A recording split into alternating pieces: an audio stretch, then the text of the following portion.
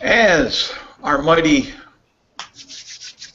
Guild adventurers were called on into this great council, trying to decide on what they're going to do to control the orb of chaos.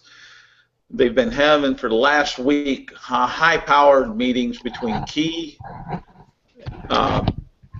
persons and personnel and cities and tribes within AIREWOOD on how best to protect these shards, because they don't want to put them together, because from their research, not just Pincus's but others, has been where if the orb of chaos is conjoined, that certain aspects of the world could be in danger and the multiverse be ripped in places that are not good for AIREWOOD. So with that, they've been meeting, and one of the strange persons that you see there is this rather large silver dragon, and it's brought a lot of interest around the guild, because he's showing on up there and he's part of the discussions as far as that. And you see races of all kinds coming around. You see gnomes, humans, elves of all sorts, dwarves, and elementals such as the genasi and such, all seem to be participating, along with Illumina City Council.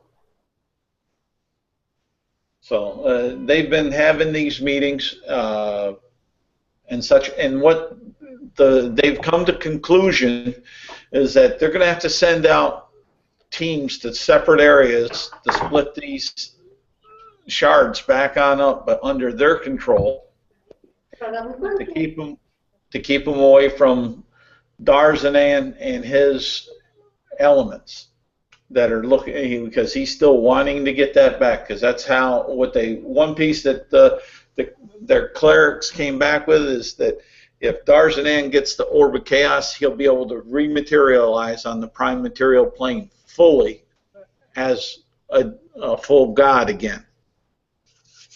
So they want to keep the movement of this on the down low, less conspicuous.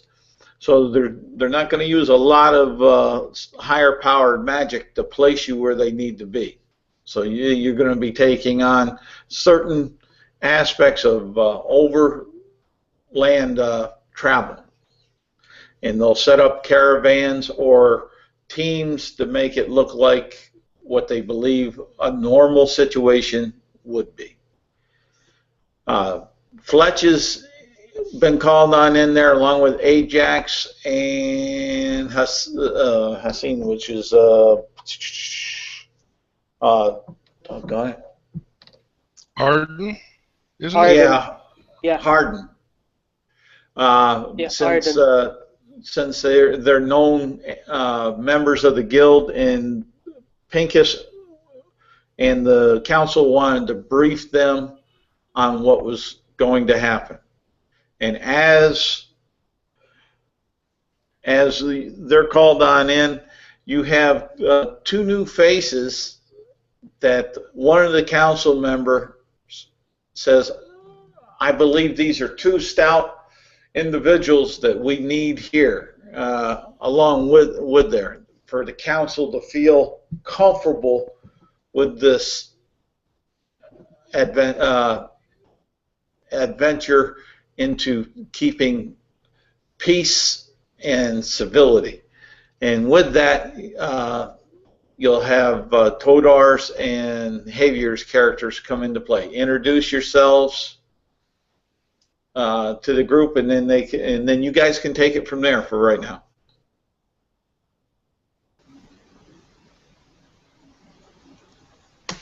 Who should start? You, Okay. you picked up the mic first. All right, so over there amongst the council, more into the background, there is an elf with his hood over his head. What you see is a very pale face and blonde, almost white hair. He has been found in the wandering in the forest, having found one of probably outposts that there were there before, maybe on previous adventures. He has not participated in anything else. He's been wandering the forest for God knows how long, surviving on his own. But his innate curiosity has brought him into the Adventurers Guild, and he's now eager to go on an adventure, see about the world, see how the other races are generally living their lives, and also having no previous idea about the what's going on in the world. He's now interested to learn about more of its politics, social dynamics, and etc. etc. He's carrying a longbow and a rapier on his waist, and lots of arrows. You can see him having like an extra quiver on his waist on the other side where the rapier is, and also one on his back. And he has a big backpack and it's also full of many arrows. His name is Thelanor, fair dressed. A little bit about background, maybe. Well known among the high elves of the forest somewhere nearby, but really not outside of it. The Fairdrast family are well-known archers and wizards, and most of them really elite warriors. Their dream is to go into the High Elven King's Guard and protect the High Elven noble families. Not for Telnordor. He doesn't really want to go where everyone from his family basically has gone before, and he started wandering the woods for, like I said, I don't know how many years before he stumbled on the Adventurers Guild.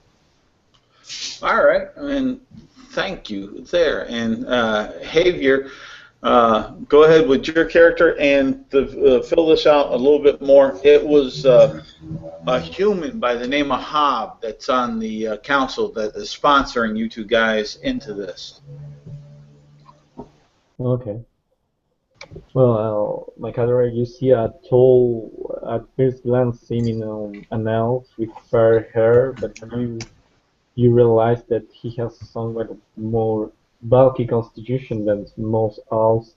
He seems to have like a big smile on his face while he's being introduced to the group, and he's wearing this chainmail armor, having a long sword. He's holding to one of his side, and he has one hand over his hilt and a seal on his back. He seems to be wearing some kind of, like religious symbols or necklace around his neck. Um, what you have heard of him, that he seems pretty young, and he's you've been told that he's a young recruit of the followers of Lathander, and he has showed to have a lot of potential. So several temples and high priests have a lot of faith in him, but he's mostly untested yet. So you might have to guide him on his first adventures, as he still lacks experience. But he's very servicial and glad to help and collaborate with the guild, and hopes this is not the only time he participates in this kind of, because he really wants to make himself a name, travel around, take care of what he thinks it matters in this world. Okay, and then you'll have the head of the uh, Illumina's council, which is a rock gnome by the name of Basil.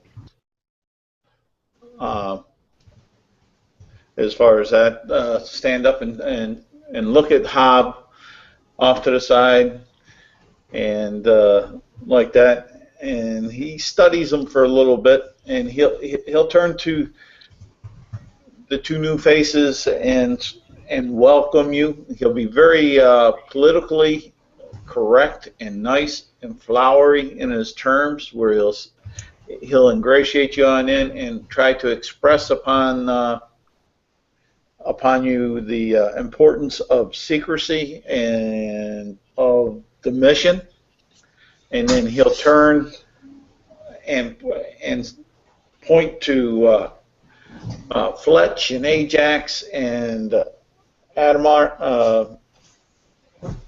Aiden, and say, these are the gentlemen you'll be traveling with, or some of them that are guild members, and allow the interaction to go from there.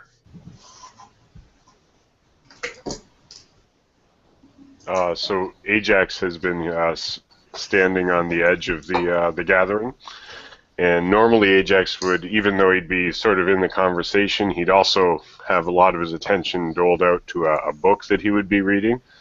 But the presence of the dragon has completely occupied his attention, and he's just been staring sort of open-mouthed and admiring the great magical beast's use of the draconic tongue. And Ajax can't help but think to himself as he continues looking at this thing, at this silver dragon, I wonder where that dragon keeps all its gold. And in the back of your mind, you'll hear some clink, clink, clink, clink, clink, clink, like coins that seem to be dropping from left hand to right hand. And It's not. It's not in the back of his mind, because Fletch is standing behind him with a stack of gold coins going back and forth. Okay, and then okay, great. Roll me a DC there, AJ. Can do. And got a 9 on the dice, but is it wisdom or is it just a die? It's wisdom. It's not the die. Oh, so it's an 8. All right. You were totally distracted because you know the deal with that draconian flu. As far as that, and DC on that is 12. So yeah, Ajax, he breaks down and he's itching at his neck and his all sorts of extremities, and he finds it quite hot in here.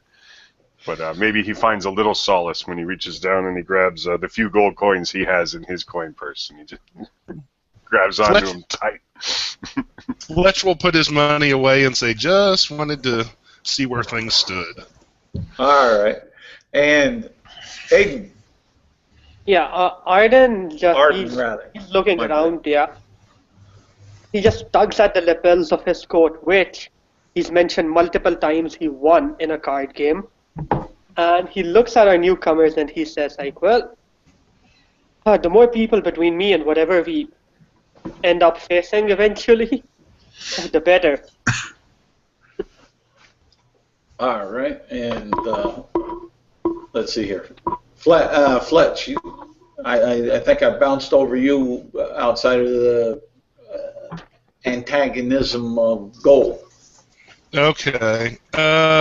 Well, I'll just give a brief description of Fletch for those who don't know him. He's a human male in his mid-20s. He wears partial plate armor, which if you're around him any amount of time, you'll be surprised to know that his armor doesn't seem to make a lot of noise, like partial plate armor normally would. He carries a whip and a dagger, and on his back is a long bow and a quiver. And for those who have known Fletch for a while, you'll notice two differences. He no longer carries or wears a short sword, but he now wears a rapier on his the right side of his belt. And Fletch has been somewhat famously known for the quiver on his back sporting a dozen dark red roses, and those are no longer there. And in fact, this is probably the first time a lot of people have ever seen Fletch without those roses in his quiver. As far as sort of immediate actions, I believe Pincus was there, if I remember correctly. Yes, he was. Fletch will approach Pincus and say, it might be a good idea if we could be appear as if we were either part of a traveling merchants group or, considering where we're going, maybe part of a pilgrimage. Just some ideas. And he'll thank you for that, those ideas and such, and like that, he'll look back at the council as to give them that he also thinks that it may be advantageous. And hint, hint, and again, Fletch will say this to Pincus. He's not going to say this to the council at large or out loud. He'll say, it might be a good idea for us to maybe have some kind of riding beast in a wagon, if that's possible. Since the city is sort of backing this. And the council will start talking amongst each other on things, and Pincus ask you fine gentlemen just to step out of the door, out into the hallway. There's benches and stuff. You know around the guild members that have been there. You know your way around the guild. So he says that winter staff will be out in a minute to give you your instructions. Okay. All right. Fletch will go outside while looking around, and he'll kind of muse to himself, I think I broke in here once. Really? Arden asks. Say what? I think so. I've broken into so many places, it's kind of hard to remember all of them. Oh, what? What if you need to break into them again? Wouldn't it be better to, remember the plan, layout, whatever you did? Yeah, I could have somebody in mind if I needed to do it again.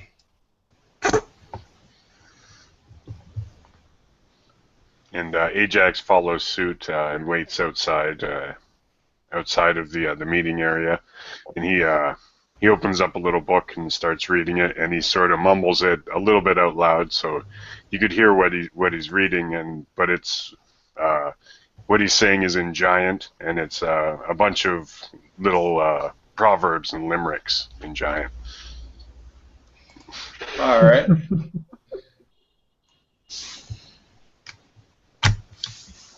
Before we were shown the door, more or less, Thelenor would have been amazed to see a gnome being held at such a high esteem at the guild. If I remember correctly, that's Pincus, right?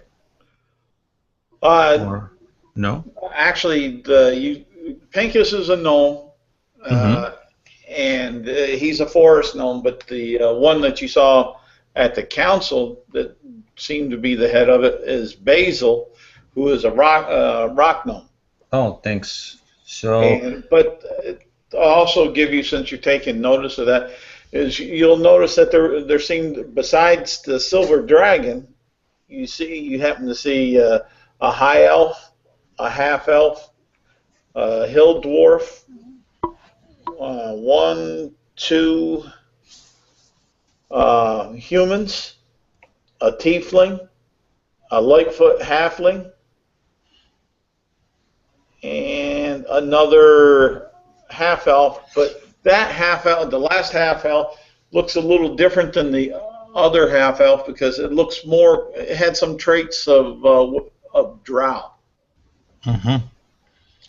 So Thelnor will be amazed of the multitude of races that have gathered here, but he will respectfully know his place as a newcomer and will not be just go ahead and engaging in conversation with anyone, but he'll be amazed by the gnomes. And the first one that just showed up and, for a second there, the rock gnome Basil, he'll just curtsy and tell him in almost perfect gnomish his name and why is he here for, and that something in the sort of Thelnor fair dressed at your service. And later when he met Pincus, he will be even more amazed by a forest gnome because back in the forest when he was escaping from his high elven family, he actually lived among forest gnomes, but more of the wild kind, that the ones that were attuned to nature and preferred to live in the forest. So he'll also go ahead and try to speak to Pincus in Gnomish, introducing himself first of all, and then inquiring about his name and how he came to the city and from the forest. And Basil will go ahead and smile at you when you're talking to him in Gnomish. And later on, because they're very, very busy, they're still making plans and like that, and you have the conversations. The council isn't breaking on up while you're leaving. They're still going. There's like, okay, we got this order of business done. We're going to try to tie up those ends, and you guys are just going on out that way. And Pincus will go ahead and speak back to you in Gnome, and he'll give you a very quick welcome, and he'll tell you that we're highly busy right now, but we'll have time to chat later. And he'll give you the secret forest gnome handshake, and explain to you very quickly that he misses his forest, but however he's been so curious about the all these powers and things in his life that he's taken a path that's led him here. Well, thank you, Pincus. Then I shall wait outside and wait to speak to you later. Thank you. And I'll go politely and wait outside, not talking to anyone else. All right. And the rest, anybody else going to want to do something other than that?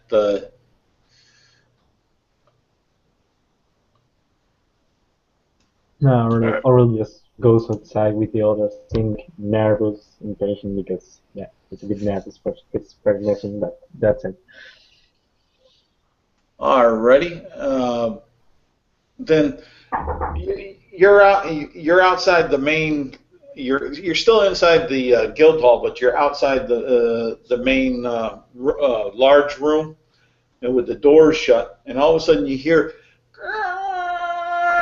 the door open up, creaking a little bit, and you see this little human boy, kind of like a tween or a teenager in age and size, come on out. Fletch and Arden and Ajax will know him as Winterstaff. He'll come on out and he'll go to all of you, but he's going to really kind of be focusing on Fletch and Ajax and Aiden rather, and explaining the instructions that the council had and like that, and it's not out of respect, not out of disrespect for the two new members of this troop, but the fact that he knows them more than you, and you're all council there gathered around anyways tightly, and just that he's his personal little comfort level on talking to folks that he knows.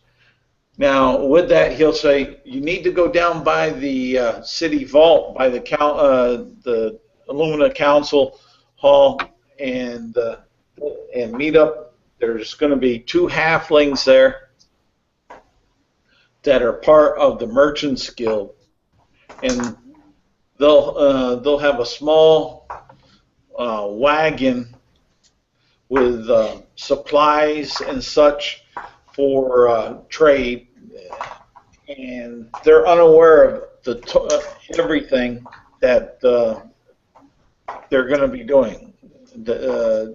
They believe they're commissioned by the Illumina Council to open up new trade routes to the north. Winter staff will say that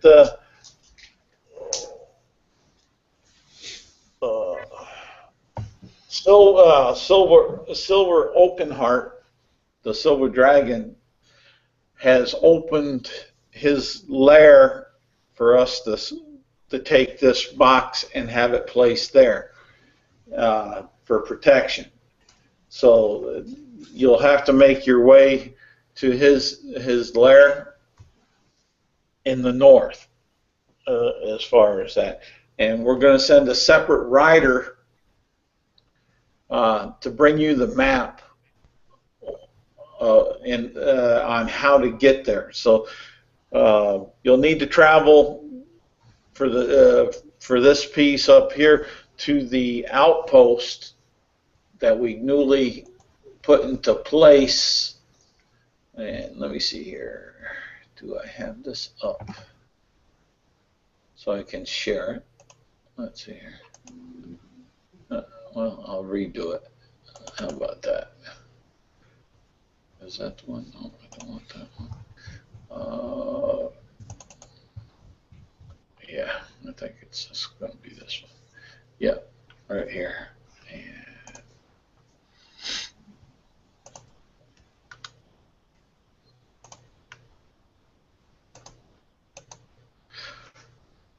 And now, right here, you see a lot of the northern lands, and you'll see where it says Illumina Outpost. That's where you're going to need to be traveling to, as far as to get to the next stage of this for my ear for the future guidance and instructions from the council. You guys see the map all right? Yes, sir. Oh, Yeah. okay. Sir. Holy cow. As far as that. All right. So I'll stop sharing that. Where's my cursor gone? And so the halflings' names will be Bill, Boggs, and Jeters Boggs.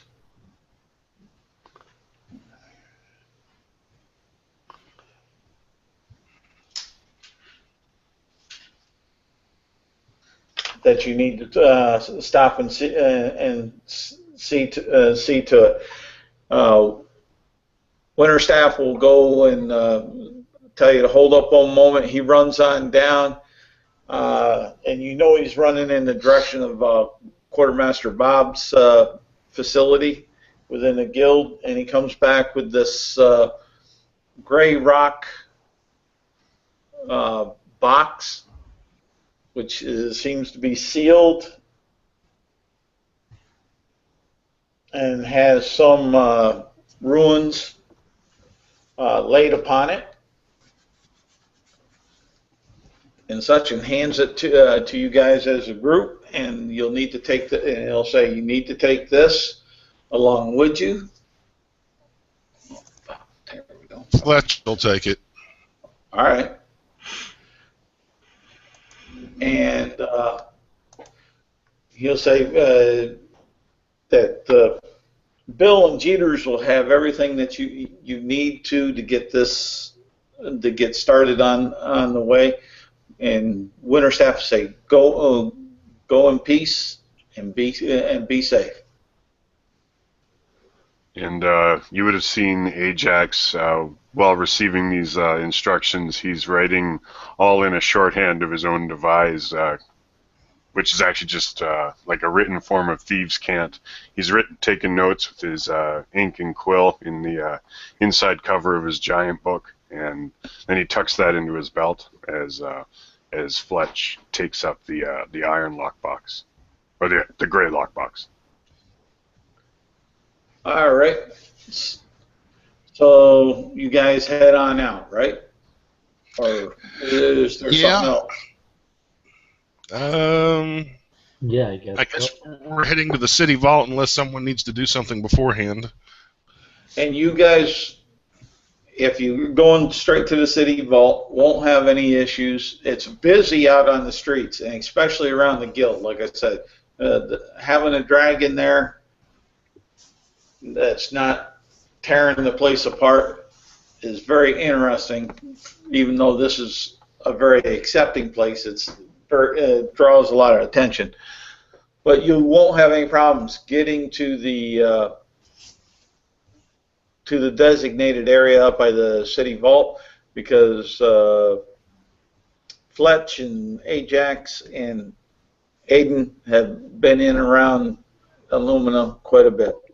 And so going with their guide, you won't. Now, if there's anything else that you want to stop and get, then we'll go through that. About this box with the ruins on it, Fletch is going to put it away in his backpack, but does it look familiar? It has some familiarity to it, yes. Okay.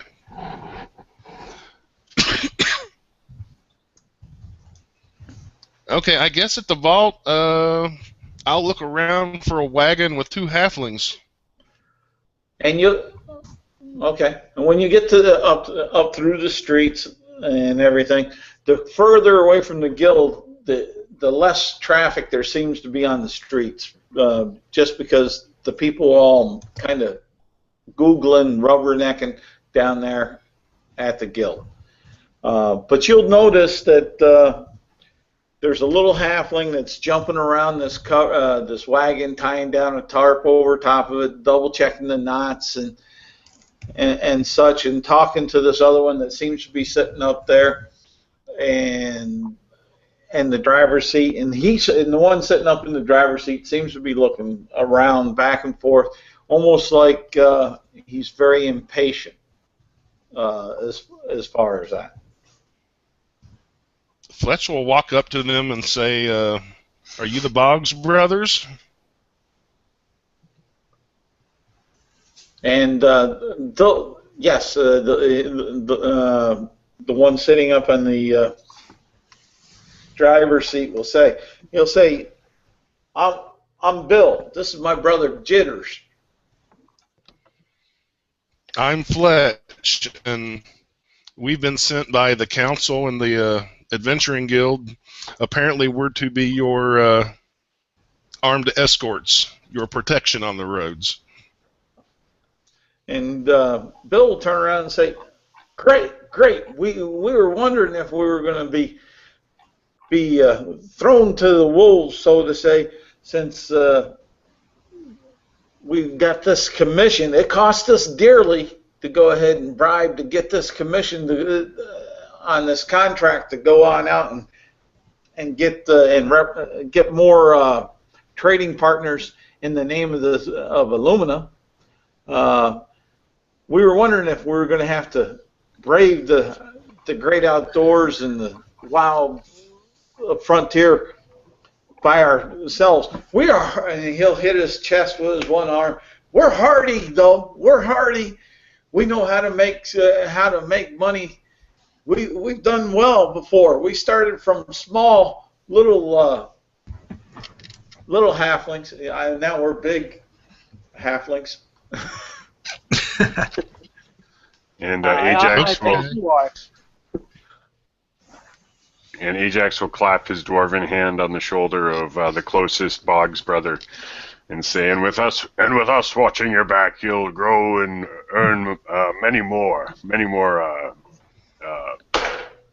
fortuitous caravans."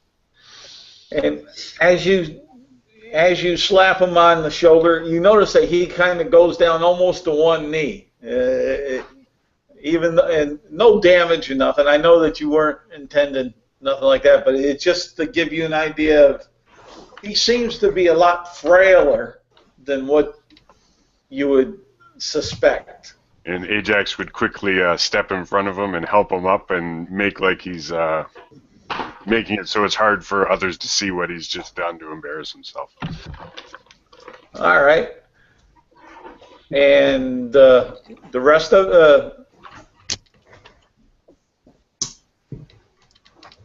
the rest of you, what do you, Javier?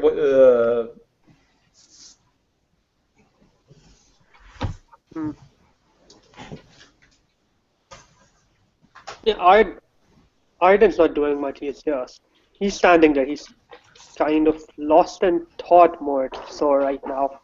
Okay. And Fletch will ask if anybody knows how to drive a wagon. Yeah, I was wondering about that. And Bill will turn around with the reins in his hands and says, "What do you think I'm here for?" No, I was referring to my portion of the party. I just wanted to see if any of us knew how to. I mean, worst come to worst, yes, I could even steer a wagon to some extent, but.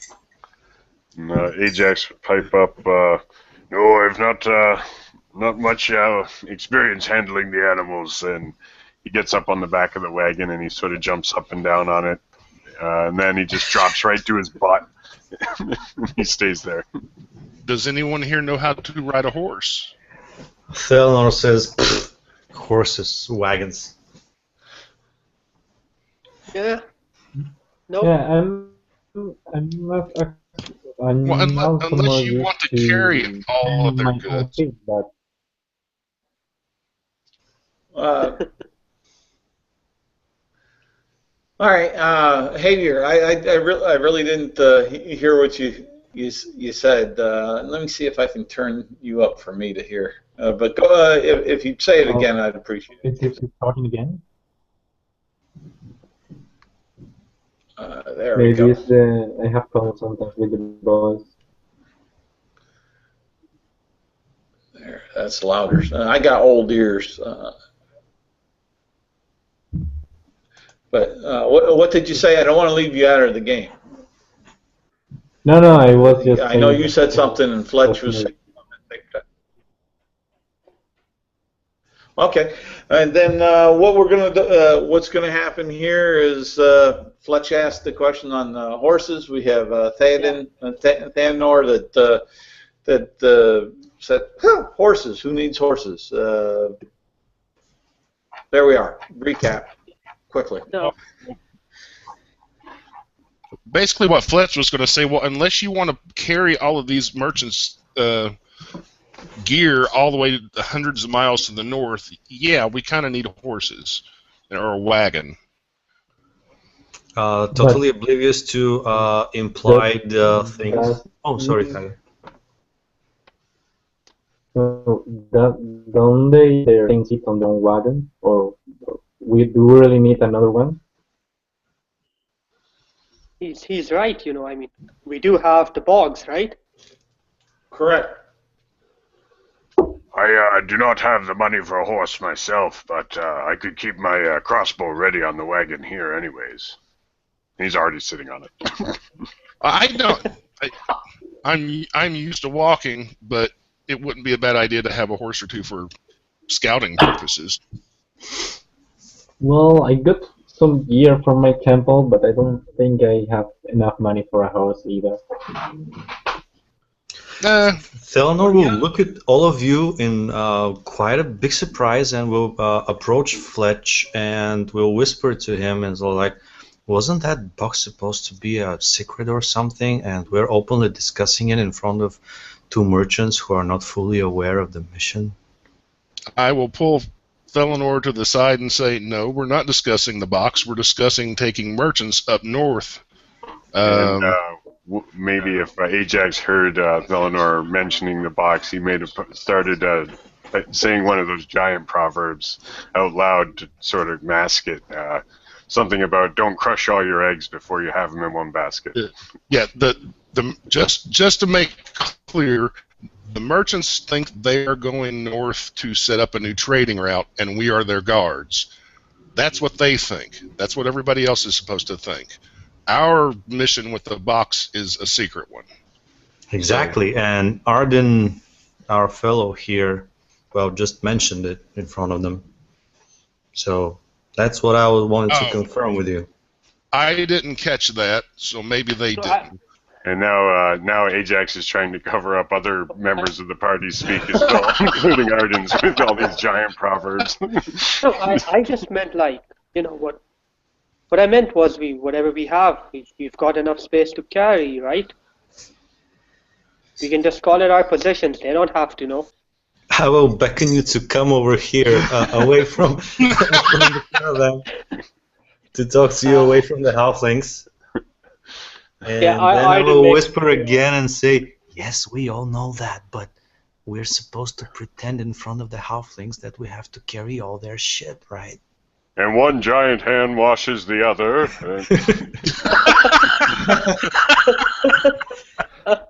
Okay. All right.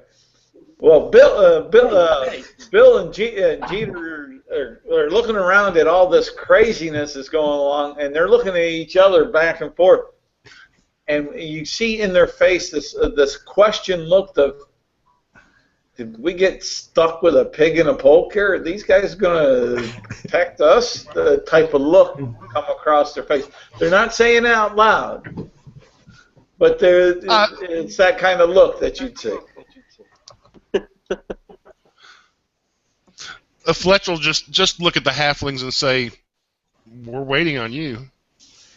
And they'll point over. There's a hitching post right out there that has about 4 or 5 horses that are tied to it, and they'll say, if you guys need a ride, we were told these are here just in case. Oh. Well, I'd say whoever wants a horse, grab a horse then. Yeah, Ajax perks right up when he hears the offer of anything for free. and he does, he skips his way to the closest horse, and he tries to hop up, but it probably takes him a little while to get up there. Felinor will look over the wagon, and is it a covered wagon or an open one?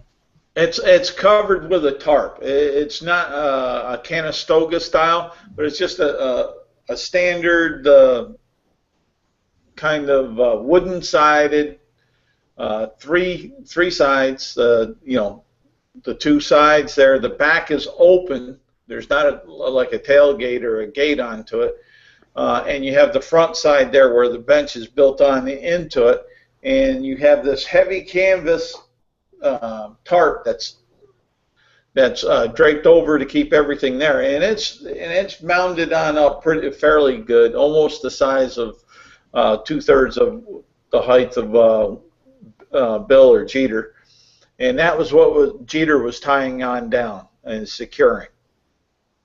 So I'll ask Jeter, who is currently probably securing stuff and checking the ropes. Hello, young one. Little one, sorry. I'm not really good around horses or anything, and would you mind if I climb on top of your wagon so that I, first of all, have a good vantage point to be best protecting your merchandise? And he'll smile at you, and he'll say, as long as you don't mind protecting myself and my brother and my profit. Oh, well, lives go first, of course. Merchandise goes second. Oh, this merchandise is worth our lives. All right. If opportunity arises to have to choose between you and your merchandise, I will hold this word for you then. As Fletch is climbing aboard his horse, he'll say, "Yeah, you may lose your merchandise, but if you lose your life, you don't have a chance to buy more merchandise." And he'll look at you and smile. But my life is merchandise, so it's very valuable. Look, we'll keep your merchandise safe. All right. And so you'll head on out. Faith in that. Pardon? Arden adds, you can have faith in that, and just gives them a big smile. Okay, and you'll be heading on out the I believe it's the. Look at that again. It should be the west gate of the city, out towards the outpost on the old road. Yeah, that'd be the west. Okay, I'm good. I thought my direction was right on that. And the road will be very familiar to Fletch and Ajax and Aiden.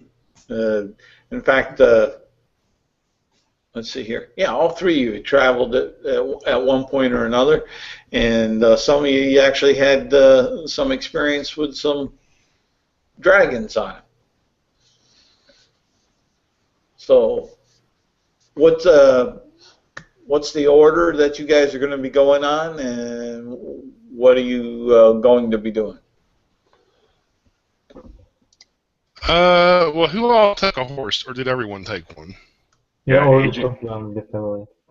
Ajax took a horse, and he'd probably be riding in front of the wagon, and he'd be taking full advantage of his 9 passive wisdom by reading a book while he's up there. Yeah, Loral will likely flank the wagon on the right side with his horse while riding his horse. Thelenor is on the wagon?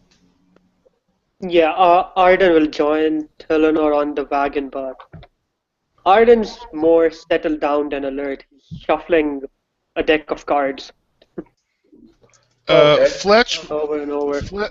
Fletch will, for the most part, probably be up front riding with Ajax, but occasionally he will kind of make a slow loop around the wagon.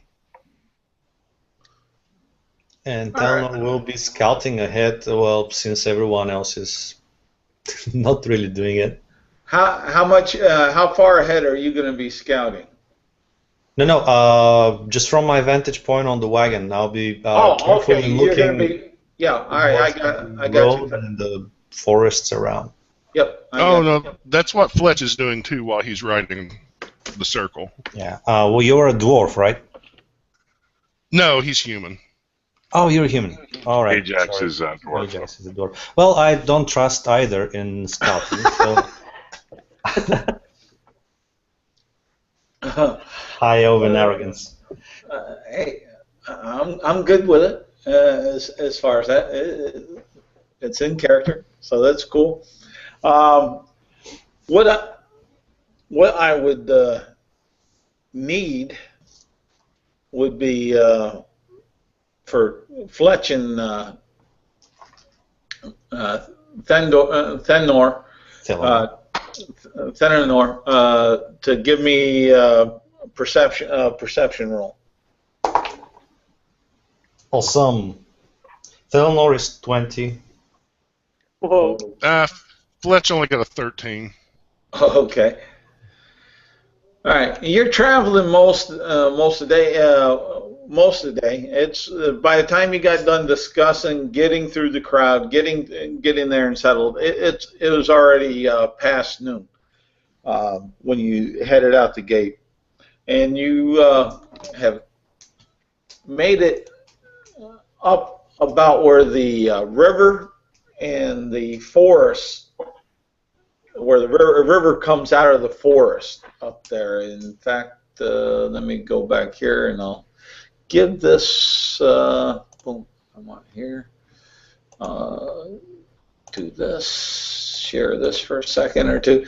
You guys have made it up about here in your travel. You're not moving the fastest with the cart because what Bill is doing with the cart is he's trying to keep it from jiggling too much. You see that he's worried about maybe damaging his goods. But this right up around here is where you're making it, and it's coming about what would be about 4 o'clock in the afternoon, and our great new addition to the party has he thinks he saw a shadow move in between the trees off to the east. So Theranor will, as he was kind of in a lotus position, trying to stand steady on the top of the wagon, he will now just, whoever is watching him, of course, will see him raise himself up, take down his bow, knock an arrow in, and very, not loudly, but also not whispering, tell everyone that, guys, I think we have company. Up ahead to the east, I saw a shadow. All right. Yeah. Fletch will ready his longbow. And Ajax would just, hearing that, he would ride between the wagon and east towards what Theranor believes he saw, and he would just be there, right beside the wagon and between whatever the shadow or whatever you may be seeing is. Yeah, Arden drops his deck of cards, and he will, just kind of places a hand upon his own chest, and he'll cast Mage Armor. All right. Oren was ready. Oh, sorry. Go on. No, go ahead. Loral will just take the seal from his back and start looking in that direction, as he was already on the right of the wagon, and slowing down his horse to trying to discern what may be hiding there. All right, and let's see here. Yeah. And you see about okay. Everybody else, give me a perception check since it was pointed on out of the shadow. What do I see? I roll a 1. No. You see the book in front of your face. 5. I rolled a 2. My goodness, you don't see much neither. You're looking around. Basically, what shadows? The others? Did Fletch get another roll? Yes, Fletch got another roll. He got a 22 on that one. Okay. You see the shadows that Theranor was pointing on out, and you saw that there may have been another shadow along with it, like it wasn't alone. And what was Hager's perception? 5.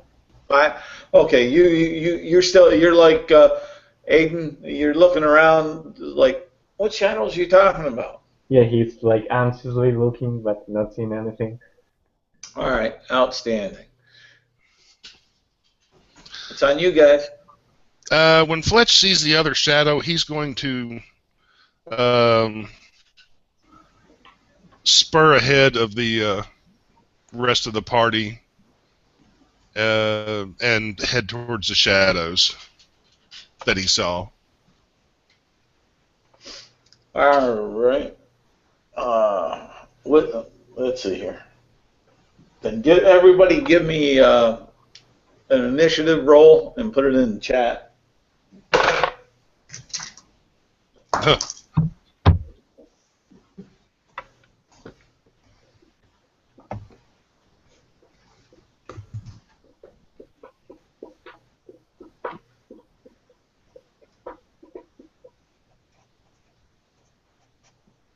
Come on, why it's not appearing?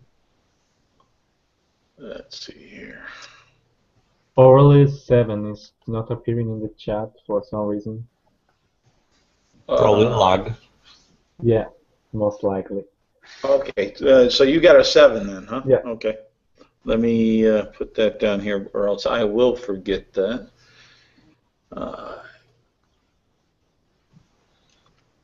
And let's see here.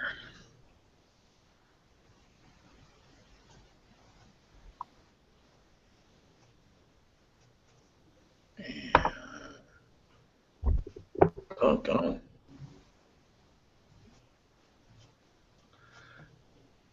Okay, who am I missing? Here's oh, right there. I don't know how I could miss him. So Hassan, it's you're up. It's the top of the order. You see Fletch on his horse charging towards the river and the woods. That you, as you're looking around, not able to find the shadows that was pointed on out. So what are you doing?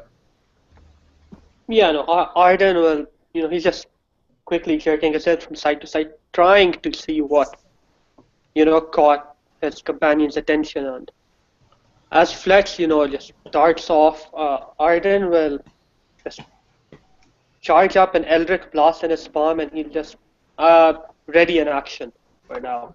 He just holds that blast at the ready. All right. That would be it, yeah. Okay, good. Ajax. So Ajax, he looks up from his book, and his mouth is packed full of dry trail ration, and he sees Fletch mobilizing, and he just throws the reins of his horse through the strap on one of the Boggs wagon, and so his horse is now secured, and he'll hop off his horse, and with a free action he'll produce his crossbow, and he'll just take 10 feet or so towards whatever might be out there on the east. Alrighty. All right. You're just looking at Fletch going in that direction. So yeah. Yeah, I'm just seeing what's up. Yeah. Okay.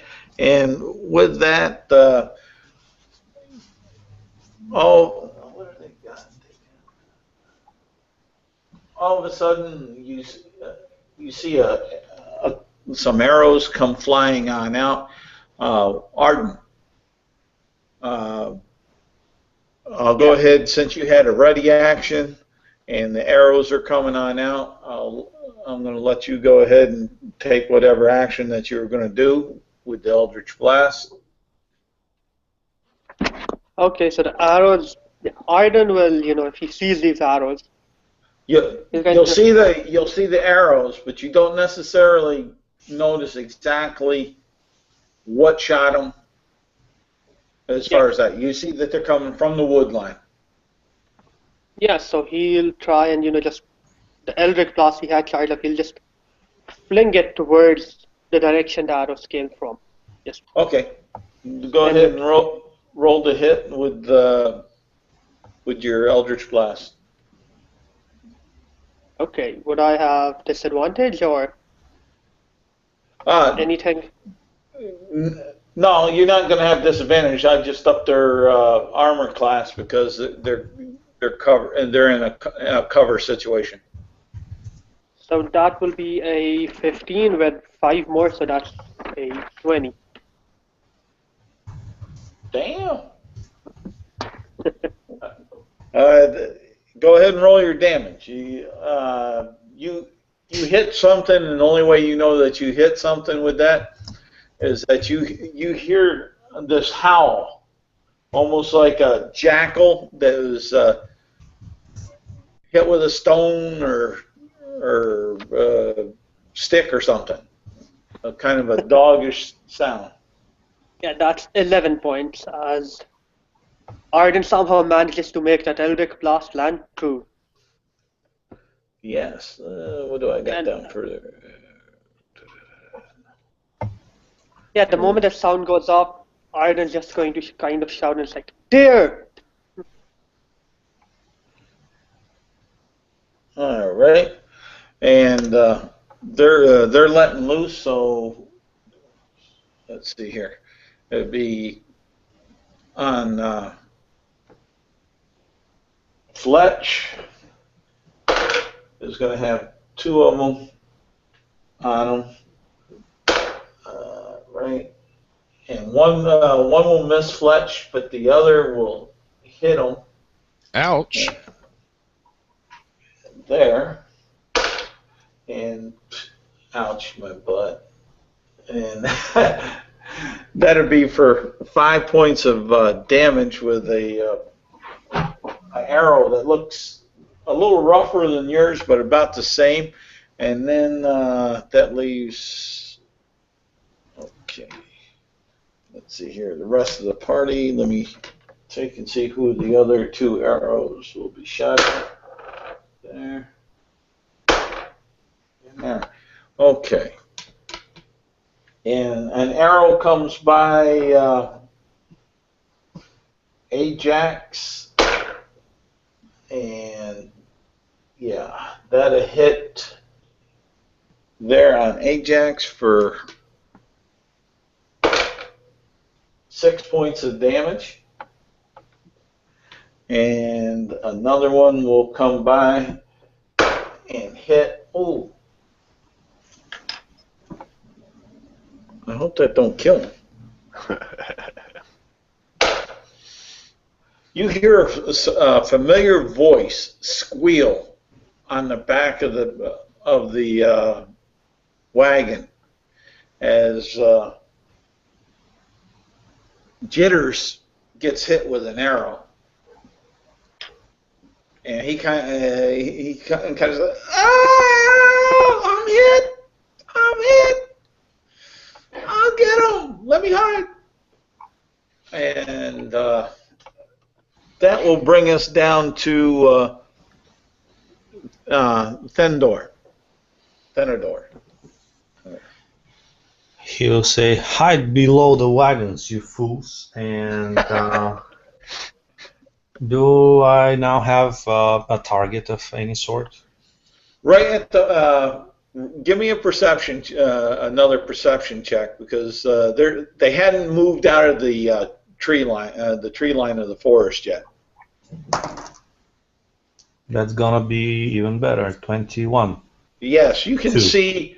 Actually, You can see this doggish-like figure with a long bow, kind of standing halfway behind one of the trees in front of you, approximately 60 feet out. all right. But then I'm shooting at it. Okay. God damn it. 10. A 10? Mm-hmm. You miss as you shot. What did you shoot at him with? Arrow? On longbow. Yep. Okay, no problem. Your arrow it seemed like it hit about where you would want it to hit.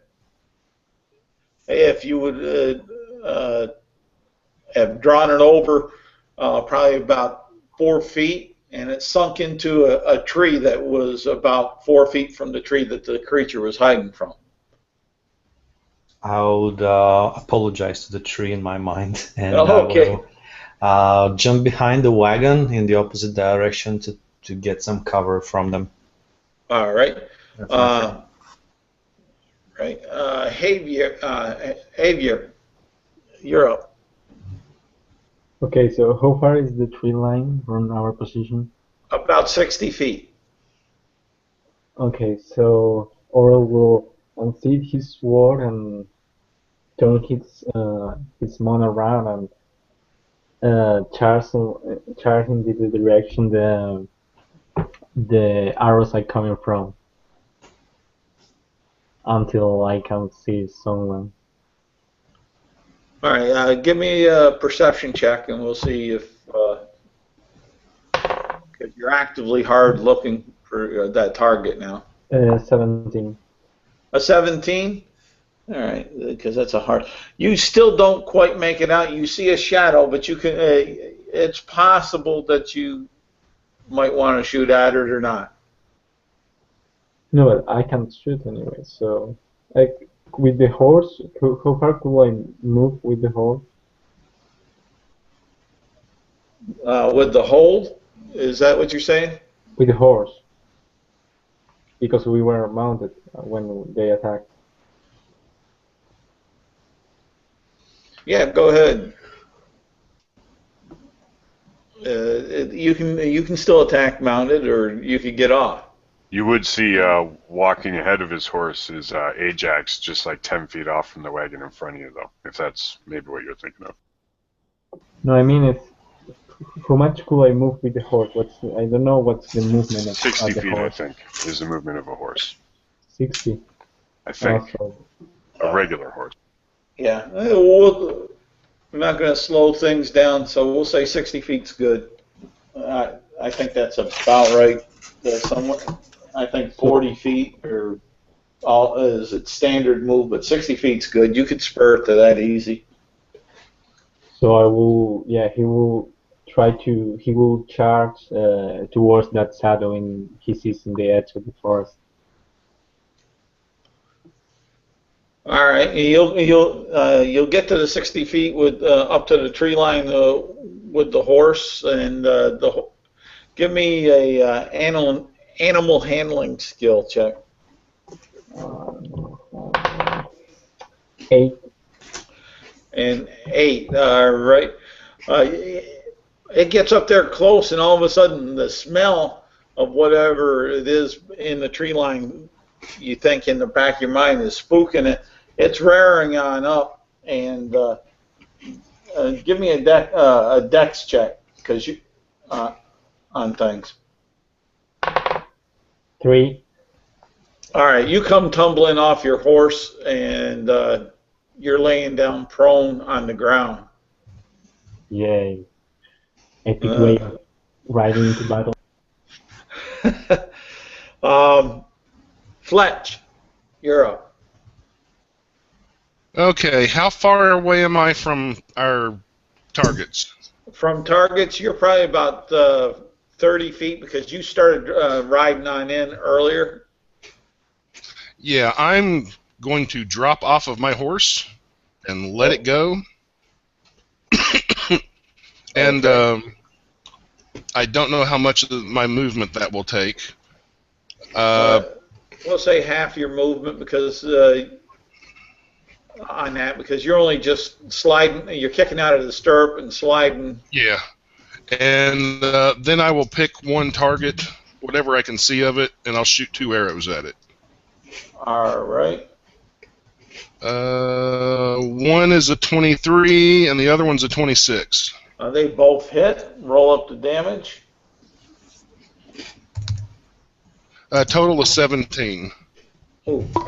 You hear this other beast just that you're shooting at, a gut-wrenching howl.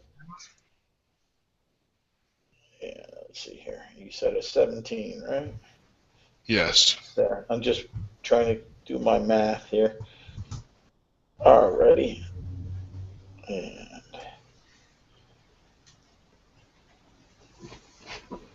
all right. And you could see, you hit with both of them besides the howl, because you could see that his hand or paw that was holding the bow kind of flinched all over from pain. It just, how you get hit with something, you just automatically, your body responds to it and flinches. Okay. All right. We're back up to Aiden. Yeah.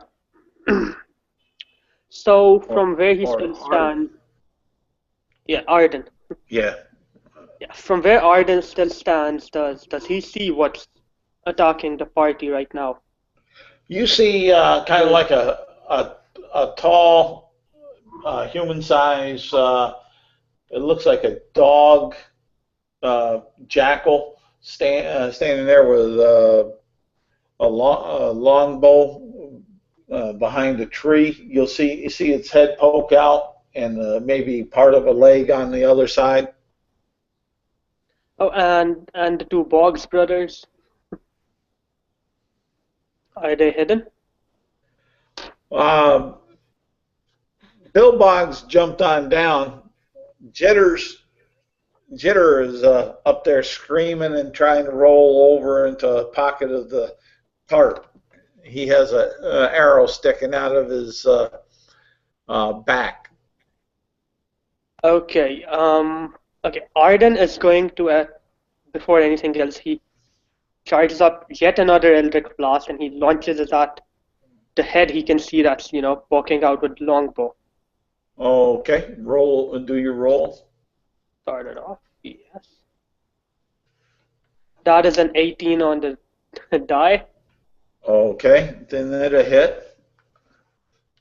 Okay. Oops. And that will be a 10 points of damage as Arden yet again manages to make his Eldritch Blast land where he intends and not on one of his friends. He's trying to regain his reputation. At the moment that's done, he's going to sort of like dart forward much as he can while staying on the cart and pull the Boggs brother with the arrow sticking out of him down and behind the barrier of the cart itself. All right. Just try and snap the shaft of the bow. All right, that'll suck up your movement. More. Yeah. Yeah, that'll suck up your movement action, but you'll be able to do that easily. Yep. That's it for now. He just kind of pushes him down. Stay down. Okay. We'll be out of this soon. And he'll be just whimpering there. Protect my investments. Protect my investments. And I'm the greatest investment. Okay. And Okay. So, Ajax. Ajax, he just saw his new guildmate Oral charge forward into the tree line and then be unhorsed. And so Ajax had already made about 10 feet towards the tree line, so he's going to dash, which would be 50. So he'll get right there, and then he's trying to get up to Oral, but he doesn't have any means of helping him in any way. He's just going to use his cunning action to then like dive under a bush and try to hide. So it's just positioning again. And he's finished eating his ration that he had jammed in his mouth. Okay. Alrighty. And let's see here. They'll take a shot. Oh, that's not good. And yeah, let me know if you want to sneak for that, because I was going to use my cunning action there to hide, or try to in the tree line. Yeah, roll it, Justin. Cool. Ooh, that ain't good either. 18. 18. All right. Yeah. First things first. There. Get my. Yep. That's here. And that.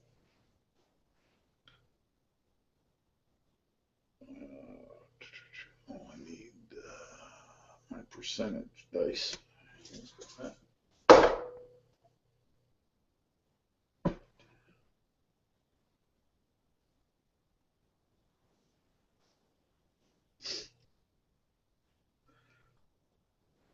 All right, Ajax, you get hit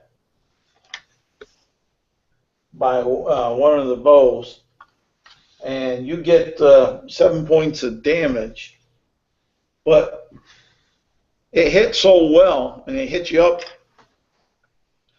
on the arm that you you drop your crossbow. Okay. All right.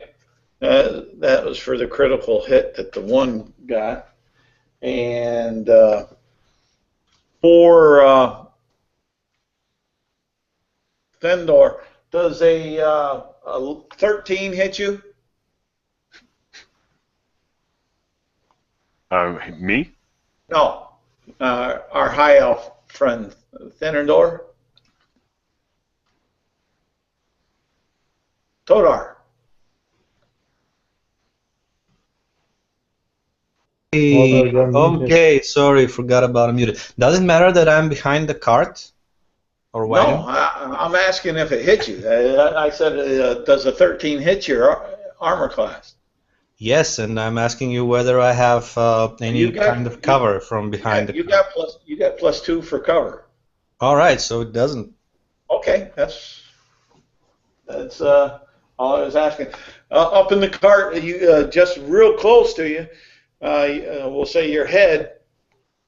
The arrow goes thump and sticks into the wooden side, and then another one is shooting at Oral.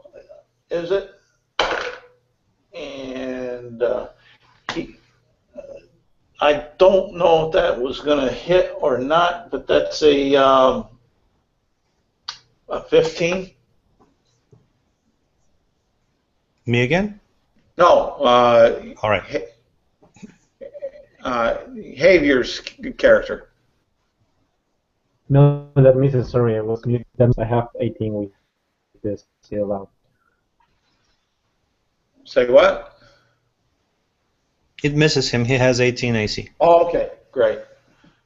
I don't know why I can't hear too good. Let me switch. Maybe my. Is it? No. Those are.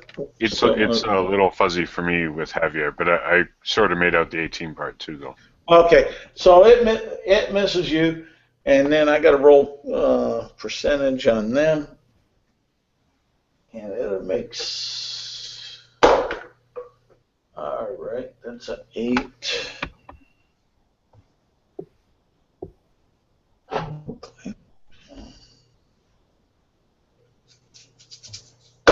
It's any clearer now? A little. 39 hit. Okay, and this other shadow seems to go ahead and shoot, but you see that it kind of got fumbled up into a tree limb or something, and it threw his aim off, and he shot Arden, the one that you've been firing at, with an arrow, and it drops him dead onto the ground. So that brings us back up to Arden. No, my bad. That's skipping over everybody I need to. It's Todor's turn. All right. Can I now discern how far the actual attackers are? Yeah, you'll be able to. They're 60 feet away. Awesome. So I will prepare another arrow. I will peek around the cart, and I'll shoot an arrow to the closest one that I see. Okay. That would be for this time 25 to hit. That'll hit. Perfect. I'm going to do 5 piercing damage with my arrow. Okay. Let me mark that down. And then I will stay behind the cart, and this time I'll drop prone to be as safe as I can be from arrow attacks. Yeah, I'll get that's to me that's a 3/4 cover that gives you +5. And gives them disadvantage since I'm prone, perhaps. Yep. I can go along with that. You're besides being prone, you got the cart in front that's above you, so it's harder to see. That's what I'm trying to do, survive here. Be as hard to hit as possible. All right. And then from there, Javier.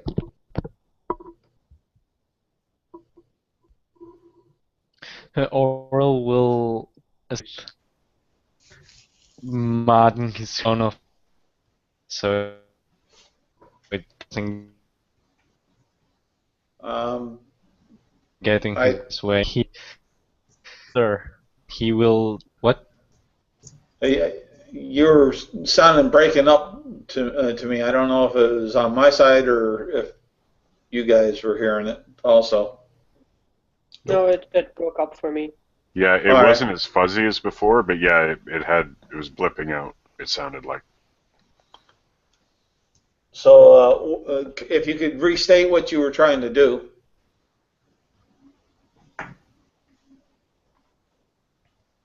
It's basically instantly and advancing against whoever is shooting there. All right, you'll see three figures that are shooting the arrows. As far as that, they're all within 15 feet of you, where they're behind trees.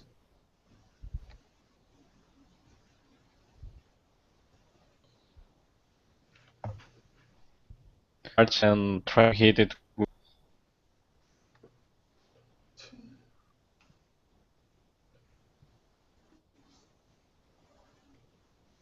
I didn't get that at all. Did someone else?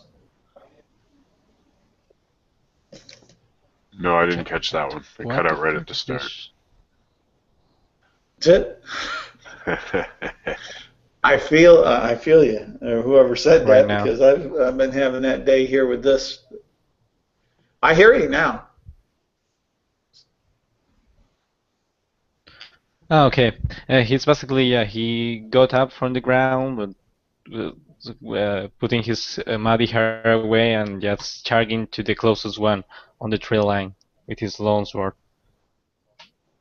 Okay, and you're there, so you can swing to attack, because getting up from the ground is half your movement, and then they're only 15 feet from where your horse balked and threw you.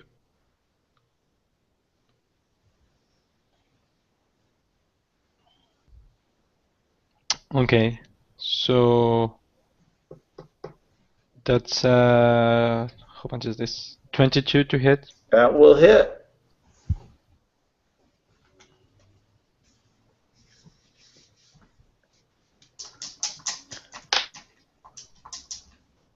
And what's the damage?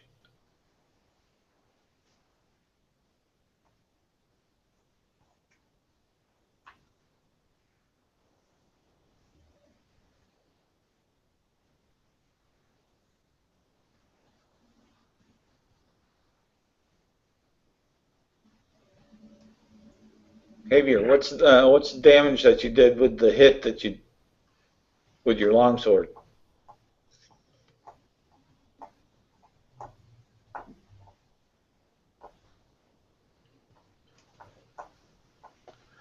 Okay. Might just have to throw it up in the chat for now. Yeah, for now. Javier, throw it up in the chat and we'll go over to Fletch.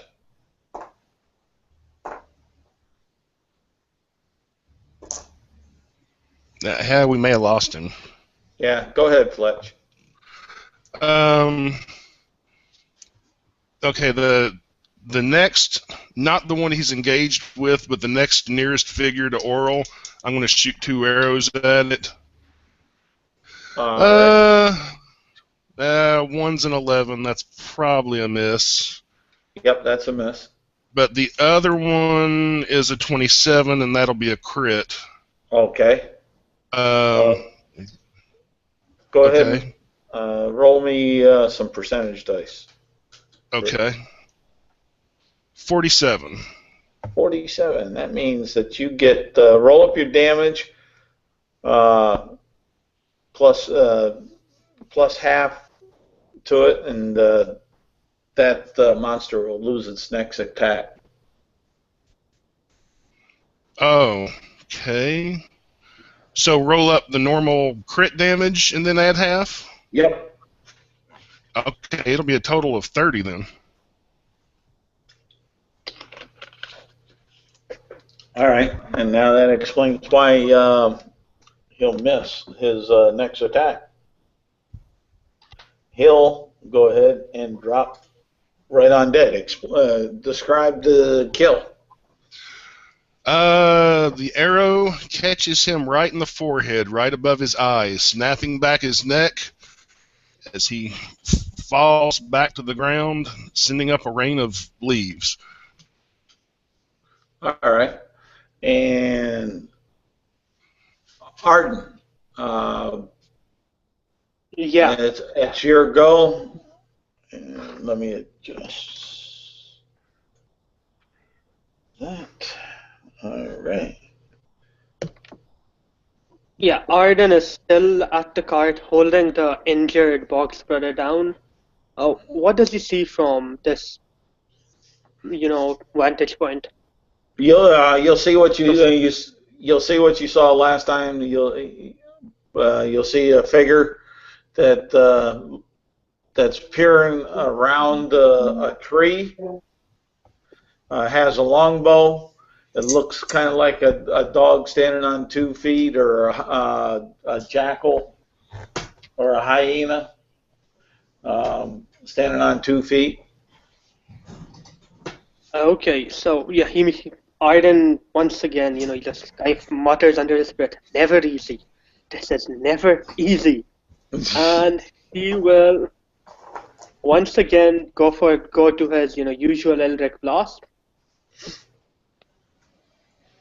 That is going to be an 18. 18 will hit. Ooh, please stay rolling. And that would be 6 points of damage as that blast once again hits home. Okay.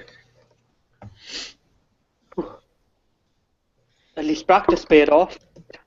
Yeah, so far you haven't shot a party member this go around, but it's early. Yeah.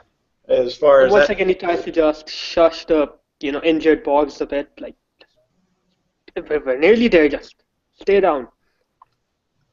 All right, and trying to sush them. Tell me how you're trying to quiet them on down.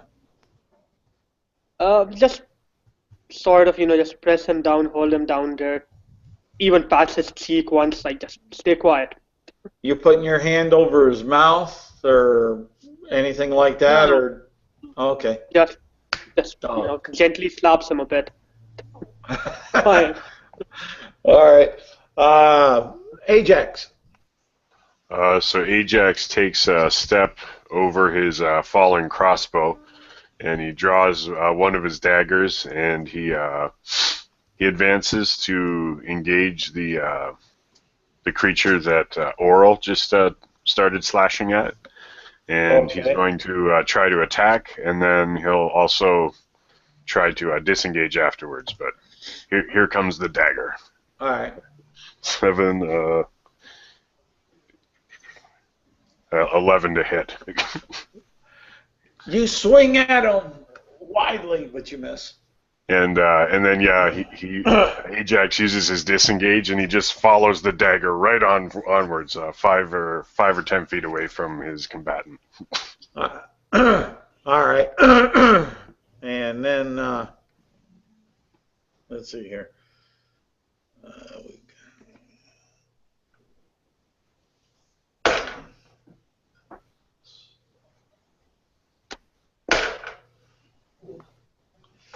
All right, and that the one you slashed at tried to attack you but missed, and the other one shot towards the noise coming from the wagon, with Arden trying to tell him, "Quiet, quiet, get out, quiet," and Arden, does a 13 hit your AC? No, with mage armor it's 15, so. Okay, just making sure on that. So one comes real close to you and lands into the tarp on the cart, and then go ahead. Arden will just, the moment it hits the tarp, Arden will just quickly duck. covering his head. All right, and then we're over to Todar, laying on the ground. Okay, they have not approached, right? They are still fighting with the dwarf, as far as I remember. They're fighting with the situation that's been there between the dwarf, between Oral and Fletch, and like that. No, they haven't stepped on out. Okay, so I will come out of my cover, shoot an arrow, go back. You know the drill. Yeah, okay. Roll to hit. 22. That will hit. For this time, 9 points of piercing damage. And you see that shadow that you're aiming at howl and drop down to the ground dead. Describe the death. As I shoot my arrow and it pierces through some part of his body that I don't quite see, but as I see him drop, and before I go back to cover, I'll shout out to the dwarf in common, "This is how you do it, not like you useless dwarf." And I'll go back. All right. And we're over to Havier. Oral. The one that you were fighting on, you slashed at and hit. Rude. They were commenting on my comments. Oh, okay.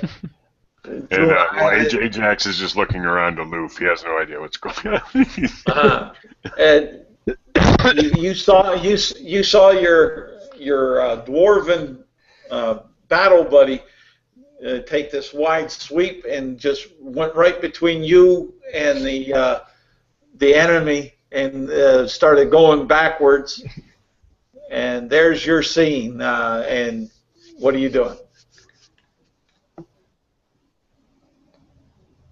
Well, my sword to attack again. 12 to hit.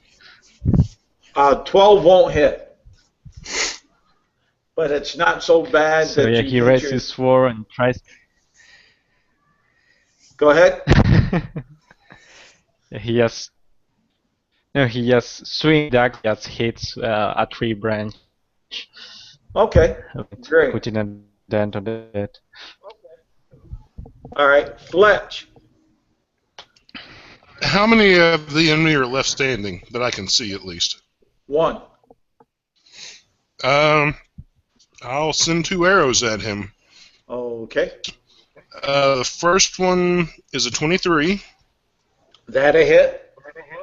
For 10 points of damage. All right. He howls. And the second one is a natural 1. Oh, okay, great. I love those. Hey, roll me some percentage. Let me flip over to my critical fumble. 74. Ooh. There shouldn't be any of my companions in front of me, I think. I think Ajax just followed his dagger right into the... Oh, man. Roll me a 4-sided. I'm as covered as possible. 3. 3? Okay. That's all right. That works out all right. You missed, but as you did it, you're trying to take that firm stance with your legs on with the bow, and you miss your partners and everything. But your left leg, you go ahead and you pull a muscle. So you got a pain down there in your well, not necessarily your groin, but down in your left leg. We'll say the calf. It wasn't that bad to go ahead and have it all the way up to the groin. Okay. Like a real bad Charlie horse type of pain. I'll ask Ajax to come over and rub it for me. All right, Arden. Yeah. No, after the arrow, just went flying past his head and into the canvas. Arden's lying a bit low. He'll try and just peek over the edge of the cart side. Does he still see that attacker peeking about? You see one other attacker out in the tree line that you can. Okay. Now, mustering up a little bit more courage, Arden is once again going to just try and blast him, and that is a 15 on the die, so 20.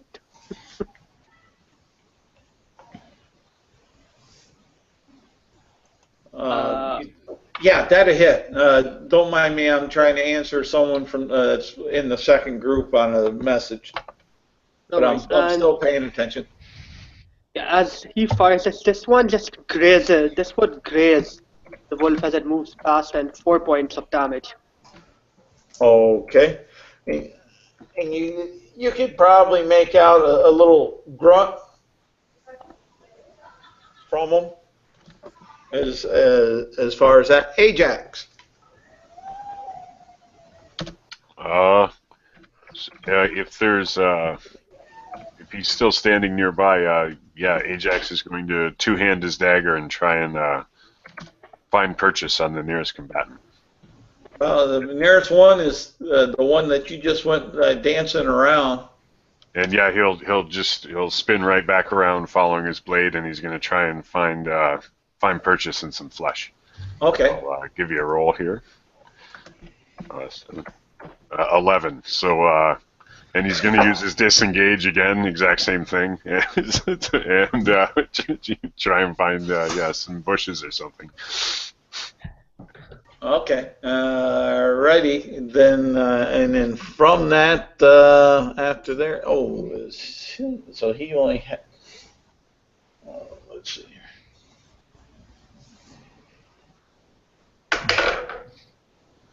And he goes ahead and tries to shoot at Ajax, and he misses. It falls right behind your foot as you spin out of the way. Planned that. And so you say. All right, Todar. Am I muted? No. Cool. Then I will shoot the bastard. I now have a routine or something. And once again, a very nice shot from the elven archer, who will, it's well above 20. I know from the previous ones that I hit. 7 points of piercing. All right. Arrow hits into there.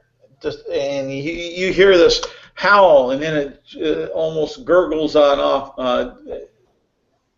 Describe how this one perishes. All right. Well, what happens with the arrow and this one guy perishing will not be that important in this scene, but it will be more important. Like this elf will come out of hiding from behind the cart, and hearing the gurgling sound and knowing that his arrow was true, and he'll start doing a victory dance and go out and say, "Arrows for the win! Right, Fletch." That was the last one, right? Yes, that was the last one. We're out of ammunition. But so you got Jitters, who's fading fast. Fletch will go back to him and try to use his healer's kit on him to see if that helps. And Arden's doing his best to, keep him there. Yeah. All right. And help Fletch along as much as he can. All right. Give me a roll with advantage.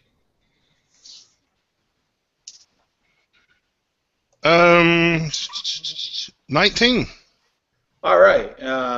You seem to patch him up pretty good. He stops bleeding, but he's still somewhat weak. The shock has kind of hit his system for so much blood that he's lost. Right now he's knocked out, but you can tell his breathing is shallow but steady. Okay. Then Fletch is going to go retrieve his horse, and then he'll go to the bodies of the dead enemies and fill up on arrows, either his that he can retrieve or theirs. And Ajax will be already there with his crossbow over his back, and he's patting down these beasts for coin purses. And Thelanor is really hungry for arrows as well, and also wants to check their bows. If he knows that they cannot be better than an elven longbow, but still wants to have a look at them. And he'll stock up on arrows as well. All right, you'll be able to replenish your arrows from what they have left in their quivers. If you try to recoup the ones that you shot, it's 50. Anything from below 50% is that they're broke. If you roll above 50%, you're able to save them.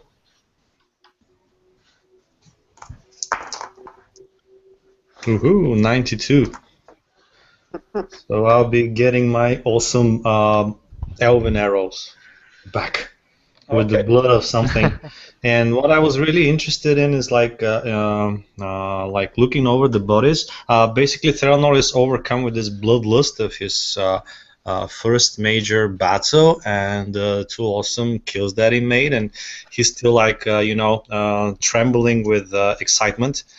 And going over and actually very interested in what those creatures are. He'll be closely looking at them over as he's taking out his arrow from one's throat and the other guy's torso. Okay, give me either a nature or give me a nature roll. I have that, and that's my first critical 20, which will make 24. In total for nature.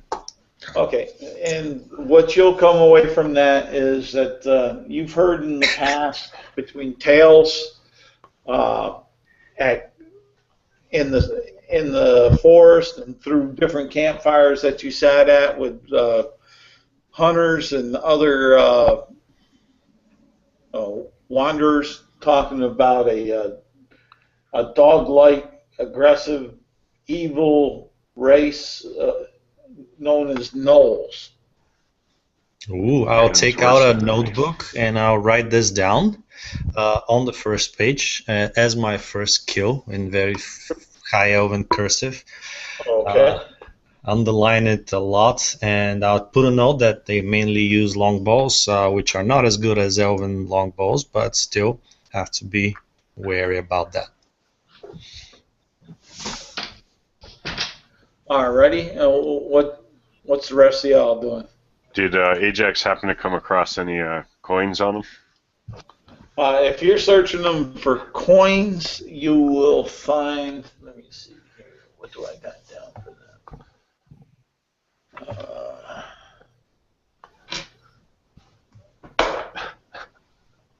You'll find an electrum, not electrum, but electrum piece each on them. So that's 3, right? No, there's actually 4 bodies. 4 bodies? Yes. And so rubbing the coins together, Ajax is going to try and flick one to each of his friends. So do you want some wisdom rolls?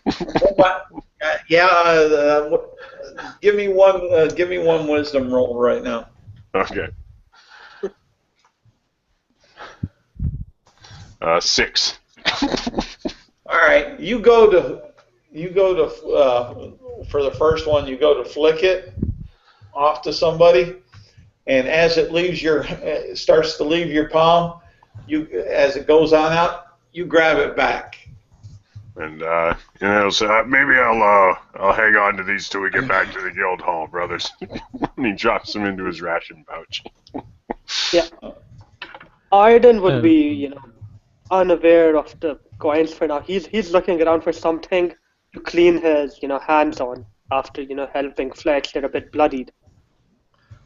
Okay. Well, there is the river that's there. Anything that's not his coat will do. So Arden Yeah. just makes a rush for the river for now.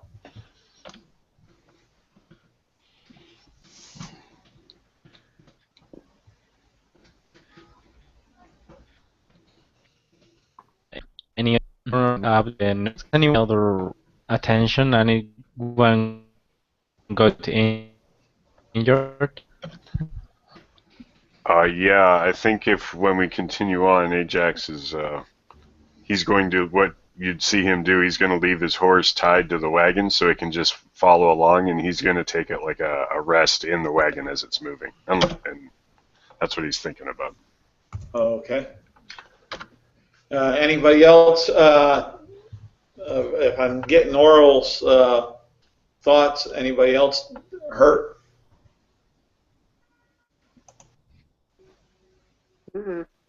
Because yes, yeah, Ajax is like spitting some blood out of his mouth, and that's why he's thinking about resting.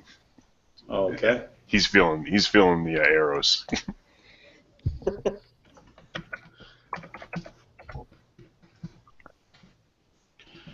Alrighty.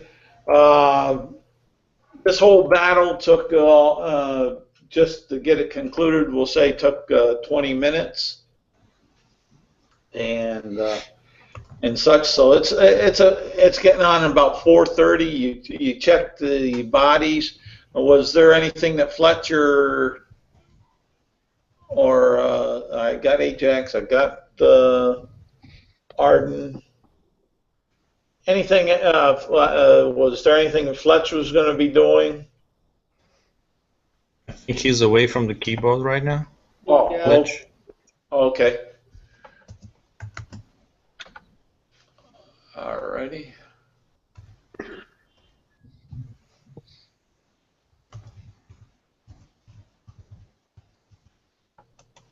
I would just add that Ajax during his rest is going to be probably sitting with the injured Boggs brother, and he's also going to give him one of his rations if he's able to eat in his condition. I mean, he's out of it. He's passed out. And but yeah, he'll just be sitting there on the wagon with him, and maybe he'll feed some of his ration to his horse. Then Ajax will. Okay. Yeah, actually, Oriel will try his horse wherever to.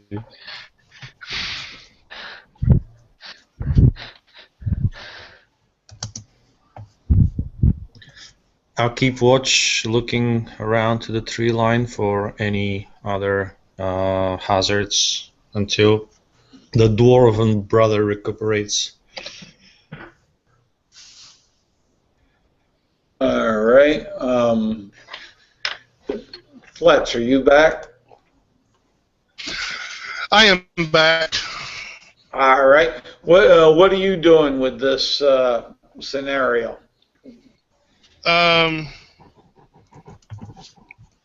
Before I had to step away, Yep. Ajax was keeping coins. Has anything really happened since then? Well, you had party members basically looking around. You got, between you helping Jitter bog out, and then you had Oral going ahead and I think cleaning his sword and looking. And you had Arden that was washing up because he had blood on his hands. How long do we have until dark? Well, it's about by the time you get done, and that's what I'm trying to find out from you is what you're doing besides the healer's kit on Jitter, if there was anything. I was really just retrieving weapons and retrieving arrows and my horse. All right, so by the time you get all that done, it'll be about 5 o'clock in the afternoon. Well, considering how bad Jitters is, I'm going to suggest we go ahead and even though we could get in probably a few more miles of travel, I'm going to suggest we go ahead and make camp early tonight so that he can, basically so he can get a long rest in, if nothing else, and maybe that'll improve him some by the morning. Okay. And you got those bodies of the gnolls there. Was anybody going to check them out other than Ajax? Well, when Fletch is getting arrows, because some of the arrows he's going to have to get from them, he'll look over the bodies. He's not worried about money, but if there's, you know, any kind of notes or messages or happens to be anything like that, he'll keep an eye out open for it. Well, there'll be a note on what looks to be a bigger knoll that was tucked behind this, almost like a girdle belt of a sort that you'll find. Can I read it? What languages do you know? Common and Orcish. No, it looks strange to you. You haven't seen it before, but it's you definitely know it's a message of some sort just by the way it's written down. I'll take it back to the party and pass it around, show it around, and see if anybody knows how to read this. And I'm not as of yet showing it to the halflings. Okay. Well, the one halfling is still out. He's going to be out for a while. Okay. So basically, what languages can everybody read and write? Or yeah, Ajax would inspect it, and he's looking to see if he can perceive any giant or draconic or, of course, dwarven. Nope. And he just scratches his head and passes it to the next person. Yeah, no. Besides Common and Elvish, the only language Arden knows is Gnomish. All right. Then you don't make heads or tails out of it. Yeah, no, Arden shrugs and passes it on to. He just holds it out. Yeah, gives it to Telenor. The only thing that I have in addition would be Sylvan. No, it looks strange to you to boot. Also, rather. Oral. I'll give it back to Oral.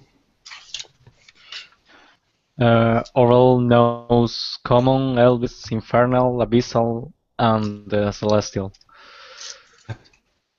Jeez. That's what I was just saying in my head. Whoa! There's Very your well linguist. read. Yeah, I get 3 extra languages, one from race and 2 from background. Oh, we're not questioning what you got. It's just that it's just that you don't usually have party members that well read. As far as that, that's cool. But no, even as well read as what Oral is, you don't make out this language that this is written in. He shakes his head and hands it back to Fletch. I'll ask Bill. I'll say, hey, Bill, what languages do you know? Let's see here. I need percentage dice for this one.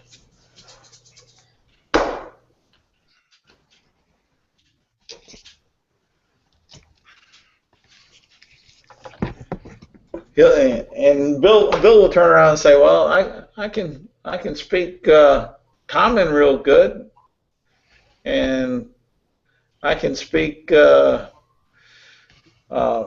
Gnomish pretty good. That's how I got to know Basil.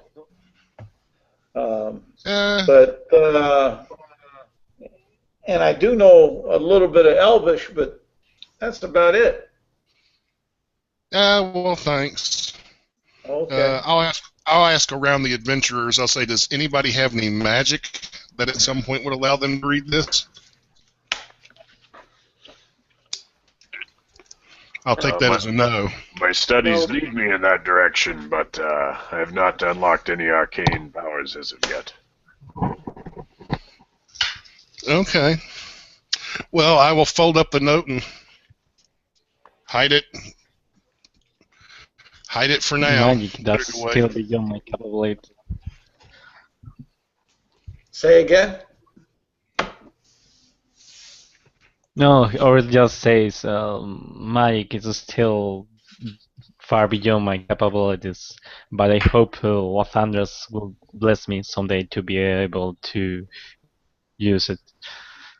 Oh, okay, cool. As far as that. So you guys are setting up camp, setting up a mini hospital for your wounded jitter. And for a change-up, although Ajax is not too skilled in the labor or the art of labor, since we're camping here, he would use some of the hobbits' supplies. If they have a shovel or even just a latrine shovel, he'll make a communal grave for the 4 bodies, a shallow communal grave, to just sort of get rid of them and get them out of the way of the road and the camp as well. Return them to the earth. All right. Or will gladly help him. Okay. Where are you gonna make this shallow grave? Beyond the tree line is what I was thinking. Not too far from where they rest. Just currently, just okay. out of the way. That's no problem. It'll take you probably, we'll say, 2 hours to get that accomplished from start to finish. And I'm sure Ajax will sleep like a baby tonight.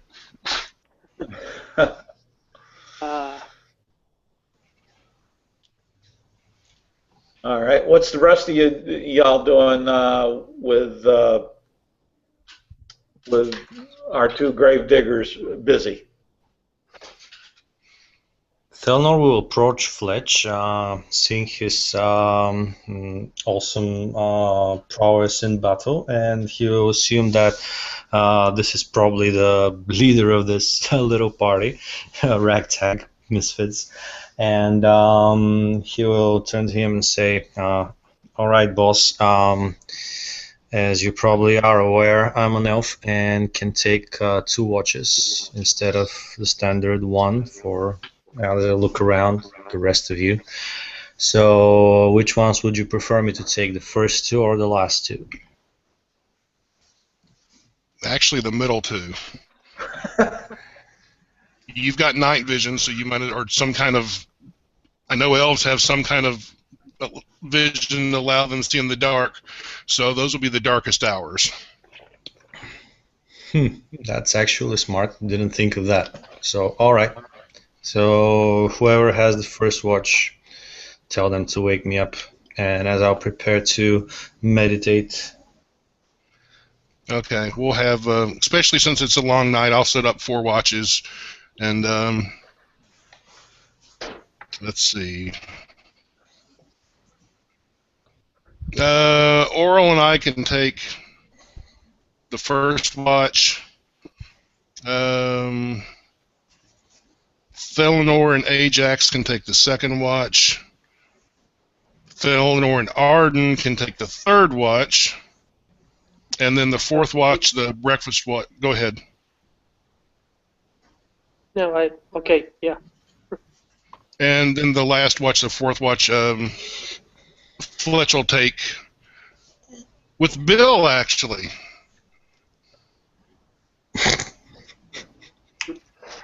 Since it's morning, Bill can get up and help tend to his brother.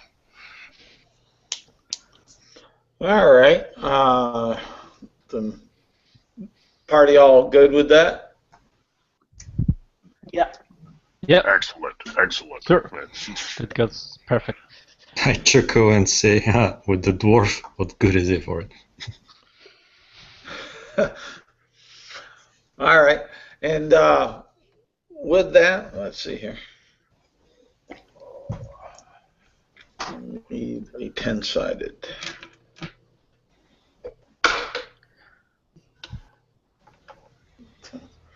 Okay, you hear some loud crashing coming on down, and it will be on the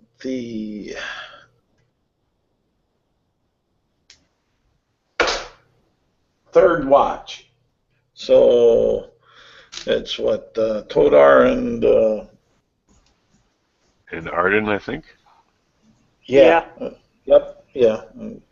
You hear this large crashing coming on down from inside the woods, from the north. I'm sorry, Arden. What race were you? Half elf. So, I will tell him you wake the others. I'll go and check on that. Yeah, Arden's almost already shuffling to his feet by the time when he hears that sound. And when Stellar mentions that, Arden nods and just moves over to where the others are, checking Fletch awake first. Okay, I'll try to disappear in the shadows and very stealthily go up ahead and see what's going on. All right. Well, then give me a stealth roll. Awesome, 24. Okay. You're pretty stealthy as far as that. You'll go up probably 60 feet, and you'll see this this large beast on four legs, and it seems to be sniffing the air and the ground and pawing at the ground as it comes on by. This bear-like creature.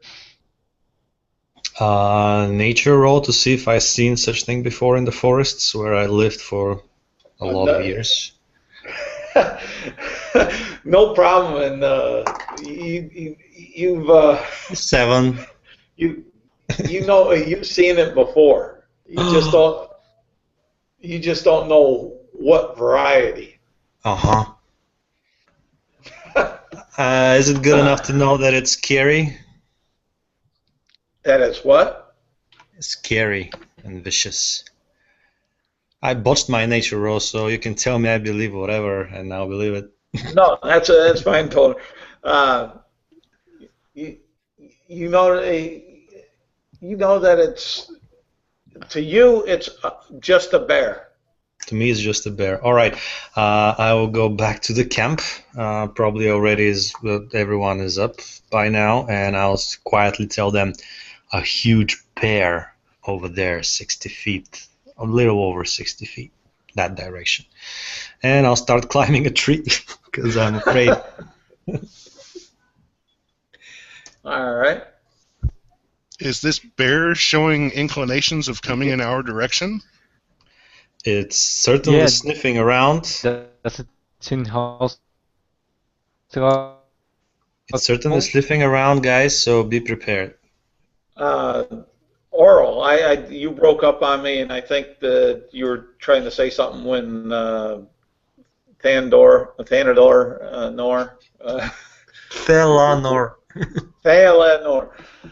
was trying to hide so courageously as a high elf up in a high tree. Yep. Just then you hear Ajax. So, Oral, I don't think he's been woken up yet. So, Oral, what were you trying to say? No, he just said that he asked if the beer seemed just a bit like or. I'm sorry, Javier. I'm just loving the way that you said, I was just trying to say, and it was perfect by then. And then when you started to repeat what you said, and then it started breaking up again, and it was like, okay. Sorry, dude. No, I'm just glad it's not me.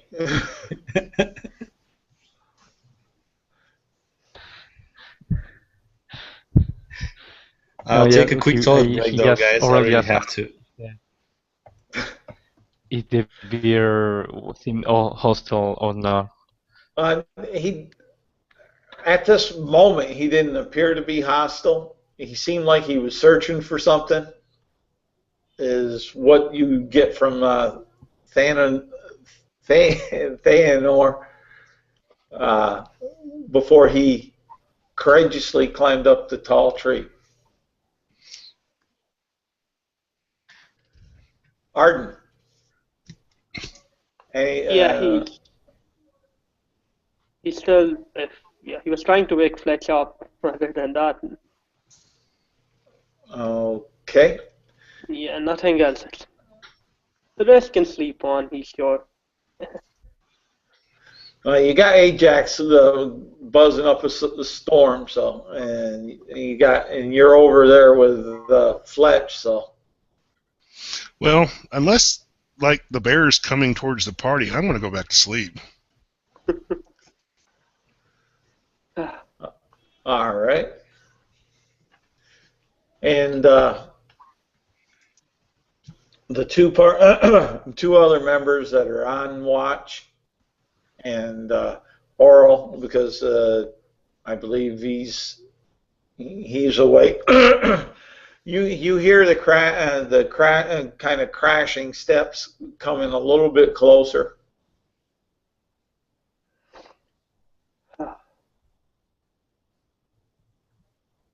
Or will just what happens if the beer comes closer or not. Okay. Well, he's the bear. From the crashing noise, you know it's the bear. It seems to be coming, yes, closer to you as a group. As far as that, you will hear some pawing at the ground at some, we'll say it'd be about 75 feet away from where you guys made camp.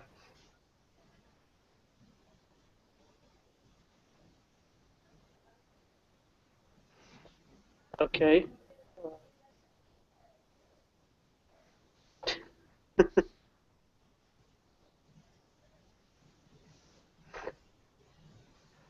Can I wake up the dwarf with an arrow? If you choose to, that's a unique way to wake up a party member. I'm a very good archer, but since I don't want to shout or anything, I want to shoot an arrow. Is there anything around him in his gear that may make a noise, like maybe some metal cutlery or something that he would use? Most definitely. You know that he has a lot of coins in a pouch that's on his belt. Oh, no, I don't want to shoot anything on him. Yeah, if Arden notices any such inclination from his elf friend here, he'll be like, a kick works about as well, right? Well, yeah, I don't know if Arden would notice him with what you were doing and listening at the time, and with Thanador so high up into the trees, as far as that, for where he's, from where he's looking on down at this scenario. Here's the thing. I told Arden to wake the others up, and in case he doesn't, then I will try to wake him up with an arrow shot. And Arden was doing what was requested. It's just that the dwarf himself is tired out and being a heavy sleeper. Was Arden waking us up again? I don't believe so, but there again, that's in your guys' realm. Yeah, but we did hit a second crack, so I'm pretty sure Arden's going to make one more attempt. All right. Fletch will sit up and say, "What direction was the noise?" About that when Arden just points it out, general direction of the noise. Fletch is going to shoot. Fletch is going to shoot 2 arrows in that direction, then go back to sleep. Give me 2 die rolls. I got an 18 and a 21. Alrighty, those are hit. I'm pretty sure those are hit. Let's see here. I gotta find out. Just.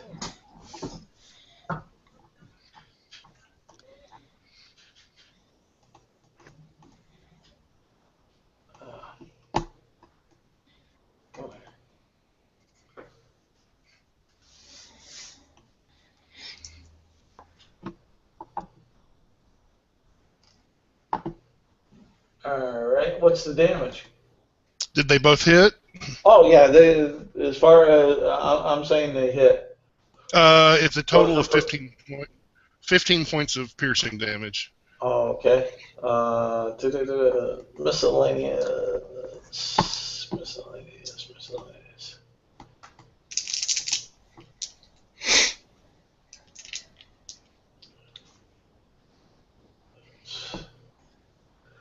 And you'll hear a loud growl, which lets you know that you did hit something, or most likely what you think you should have. Well, the moment I see what assumed to be the leader of our party doing, I just follow instead of shooting at the dwarf that I just prepared the arrow for. And I shoot in the same direction that Fletch did. Can I? Shoot. Yeah, I'll let you. That's going to be a 19 to hit. Alright, that'll hit. For 11 points of piercing damage, maximum damage on my longbow.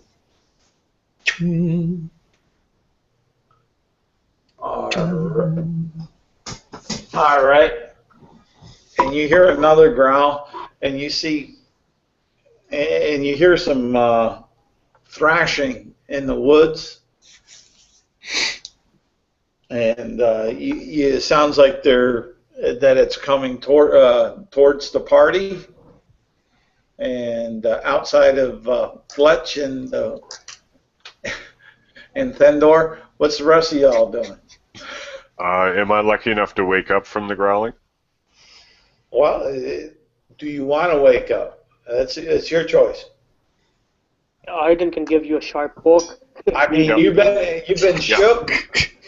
I'll take that poke, and then I'll expel some gas, and Okay. I'll get up to my dwarven feet, and I'll dust myself off, and then I'll take like an action to just wake up. All right.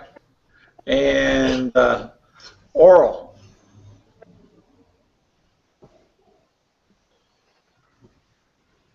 Okay.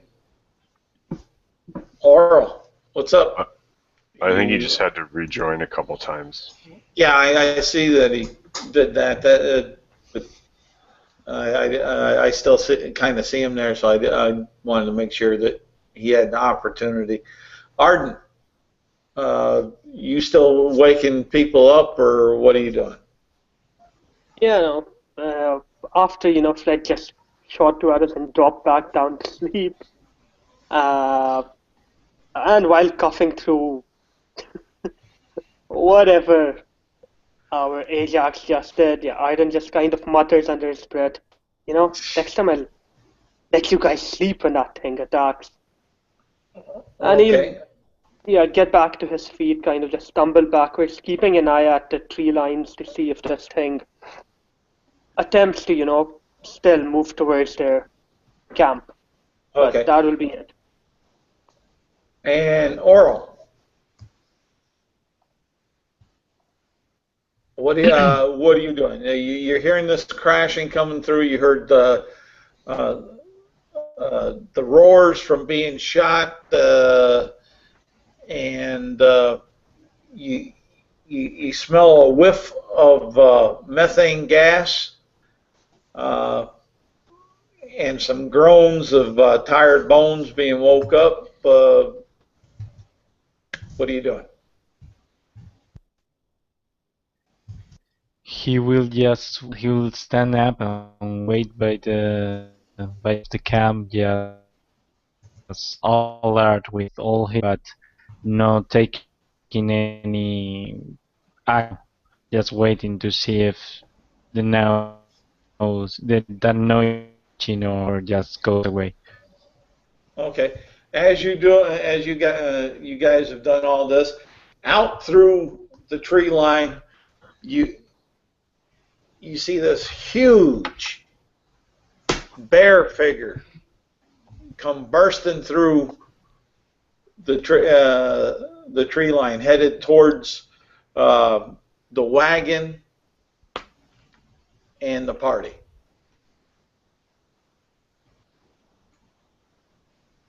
No initiative. This one I'm not. This one I'm not going to need initiative for. Go ahead and roll initiative.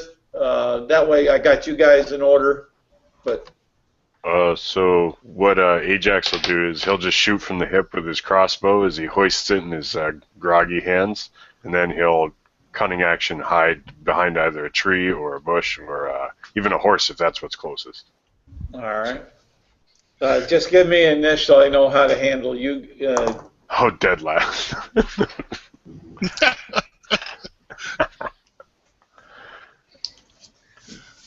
The elf is quick this time with a 21. When this thing bursts into the... what about Arden? Yeah, just a sec. It's not letting me load any apps. Just roll real dice if you got them. Yeah, I just rolled. Yeah, that's a 7. Okay. So go ahead, Toter. Go ahead. All right, shoot the bear again for 10. You rolled the 10. You rolled the 10 to hit. Yeah. Okay, you missed. And I cuss beneath my what would be mustache, but I don't have one. So. It landed just. You misgauged the distance with him charging towards, and okay. After you would be Fletch. When this thing charges into the camp, is it within 10 feet of Fletch?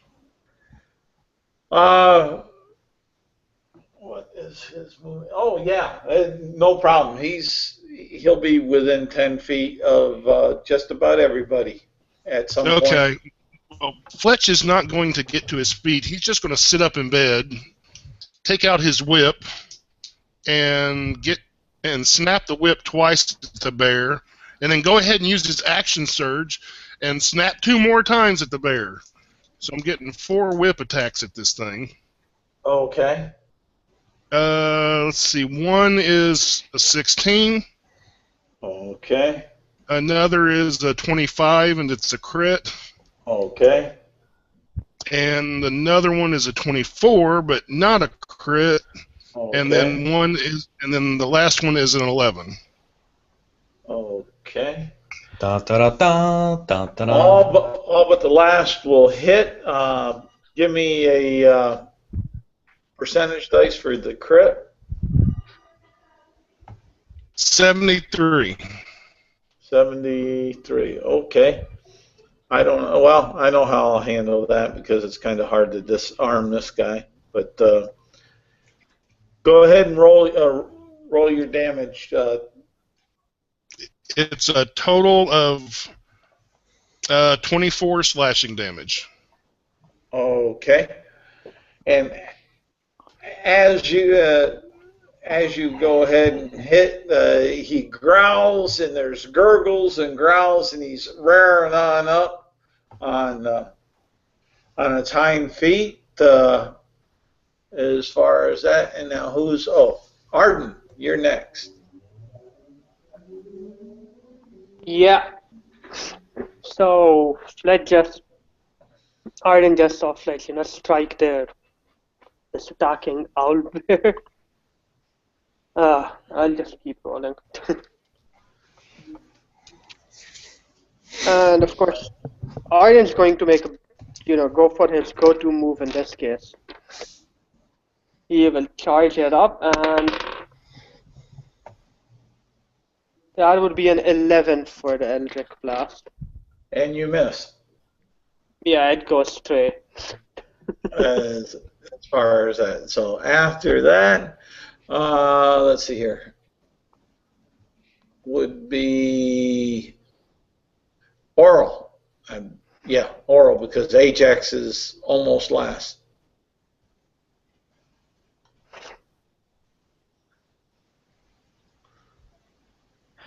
Or their front tank charging some way and try to, I guess it's grapple him. You're gonna try to grapple the bear? That's what he said. Yep. Okay, that's what I thought. All right. You have the bear grappled. I'll give you that. You're tagged onto this bear.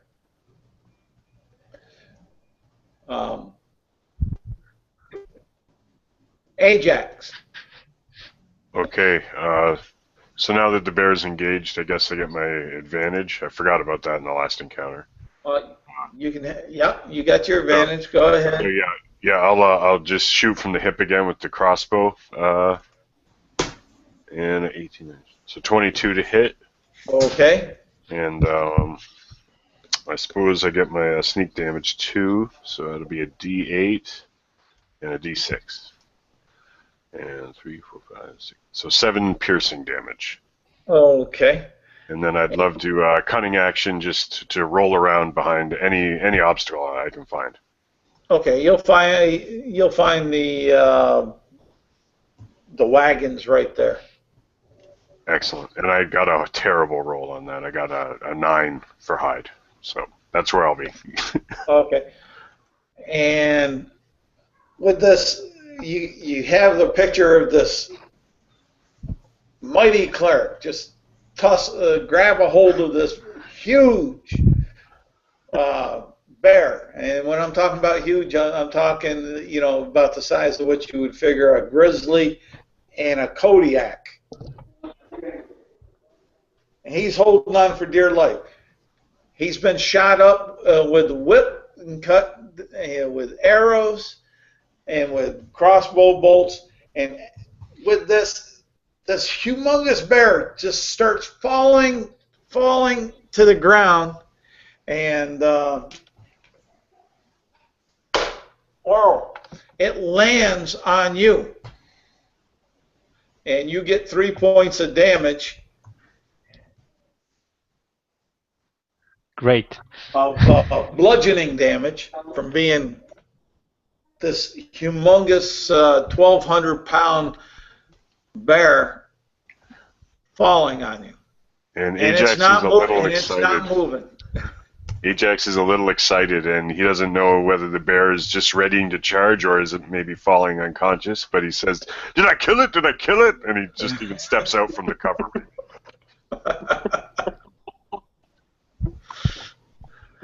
And there you are. You got your one party member that's underneath this kind of grizzly Kodiak sized brown bear, and the rest of the party's all awake. So he's struggling under there and saying, Ajax will slowly walk up to the bear and put his foot up on its head. What Oral?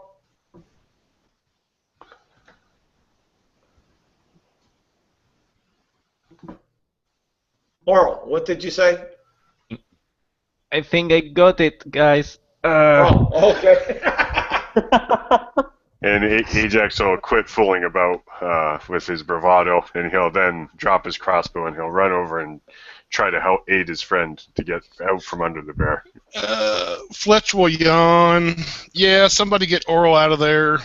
Then maybe gut the bear. We could use the coat, since it's going to be cold where we're going, and see you guys in the morning, and he's going back to sleep. And Ajax says, I read a book on skinning animals, so I'm incredibly poorly prepared, but I'm going to try all night. And yeah, he's going to try and skin it, and maybe get a little bit of meat too. He's not concerned with sleeping for the rest of the night. Yeah, I was like, the bear's all yours then, Ajax. I think my watch is about done, right? Oh, yeah, your watch is pretty much done. Yeah, so yeah, if it's done, yeah, Arden just kind of, stretches a bit and, yeah, goes back and finds himself a place to sleep. All right, morning will come with the bright red rising sun, and you guys will go ahead and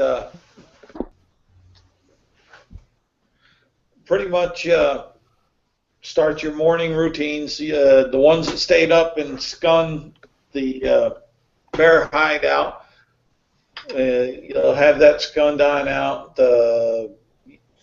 What are you doing with the entrails and the blood and such from that?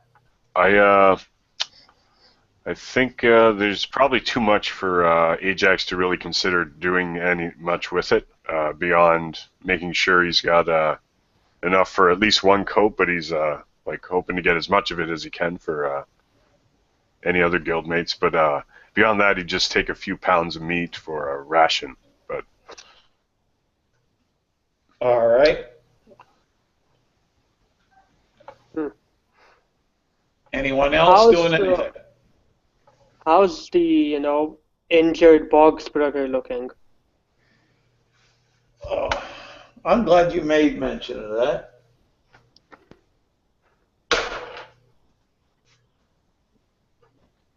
He's looking pretty good this morning. Yeah, Arden will just. He's able to sit up. He rubs his stomach and says, "Where's my breakfast? Any bacon?" I'll make him some bear bacon. Yeah, Arden just hands over a water skin. Just drink up. We might need to take a look at your bandages as well again. All right. And you know as you're when you get to the point where you're going to re-inspect the bandaging, you notice that it looks fine. It looks like a normal cut healing. That it doesn't look to be infected. Coming along nicely.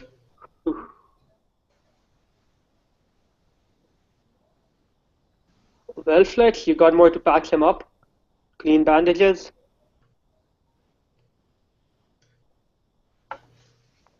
Yes, I do.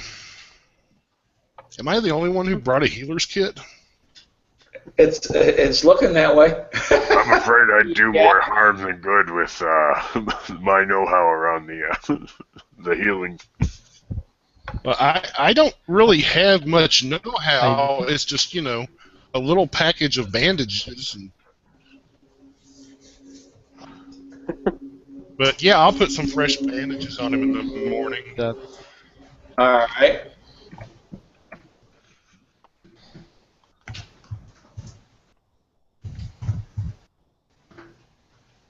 Let me check background.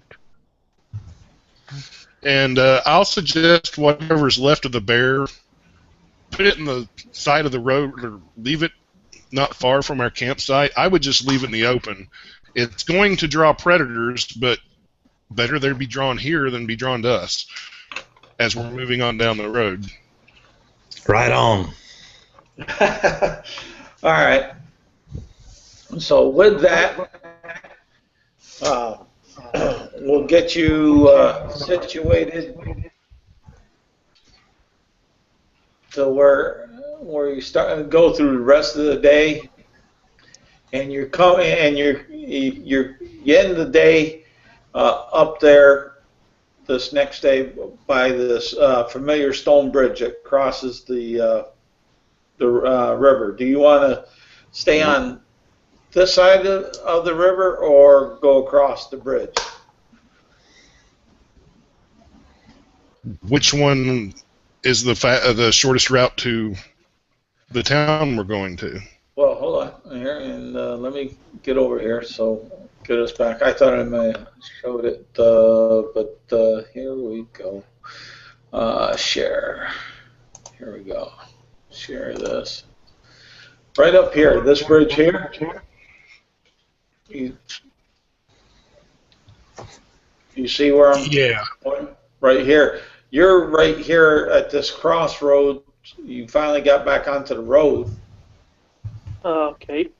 And you're right here. You're on the crossroad. That goes on back up to familiar territory for Fletch, anyways. And over here for Fletch and Ajax and I think Arden too was over on this side because you know that once you cross the bridge, you can either go to the south, which would take you out where the dwarves were building the road to get to the temple in the swamp, or you could swing north where you should be going up on there to get to the newly built outpost. Question: would there be, at least as far as Fletchwood knows, would there be anything of interest in that cave that you've got marked Dark Queen's Lair? Just that the interest that you would have is that you know that's where you battled the Dark Queen. Nah, there's nothing. Okay. No, I mean, there could be something up there. There's always possibilities, but I don't want a railroad. Ajax will ask the halfling who's driving, is this the first time you've traveled this path to the north? Is this one of those bridges I've read about in fairy tales? It has a troll that needs a toll before we pass. And Bill and Jeter will turn around and say, no, we've been up this way several times, bringing on short contracts, bringing supplies either out to the work camp over here on the road, or bringing up supplies up to the outpost where we should be going, up there to the north. And Ajax will just quip, I must say I like bridges better than boats.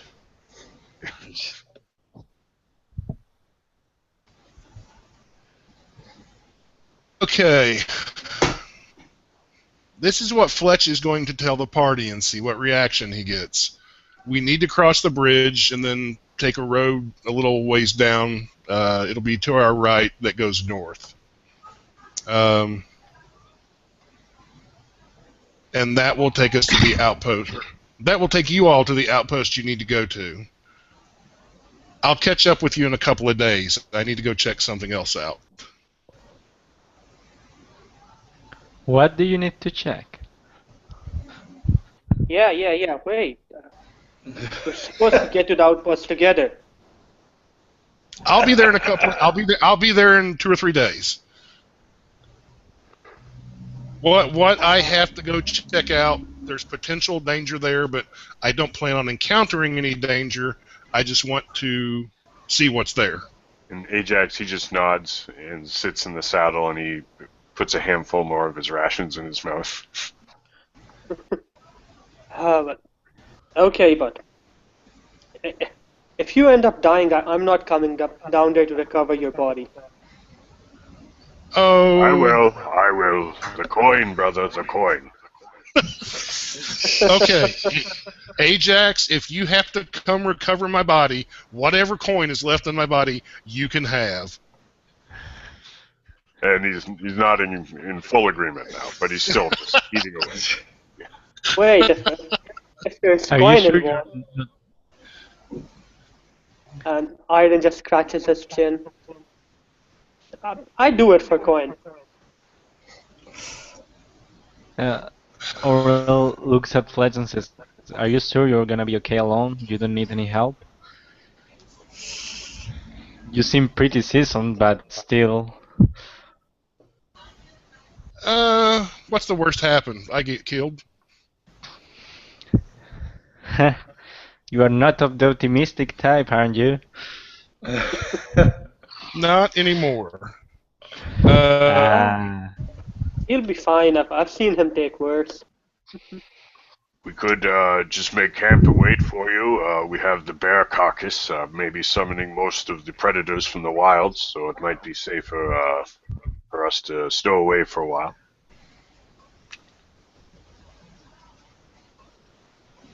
So we'll look around you guys, not understanding anything of that, what's happening, and we'll once again try to motion Fletch to the side so that he's out of earshot of the halflings.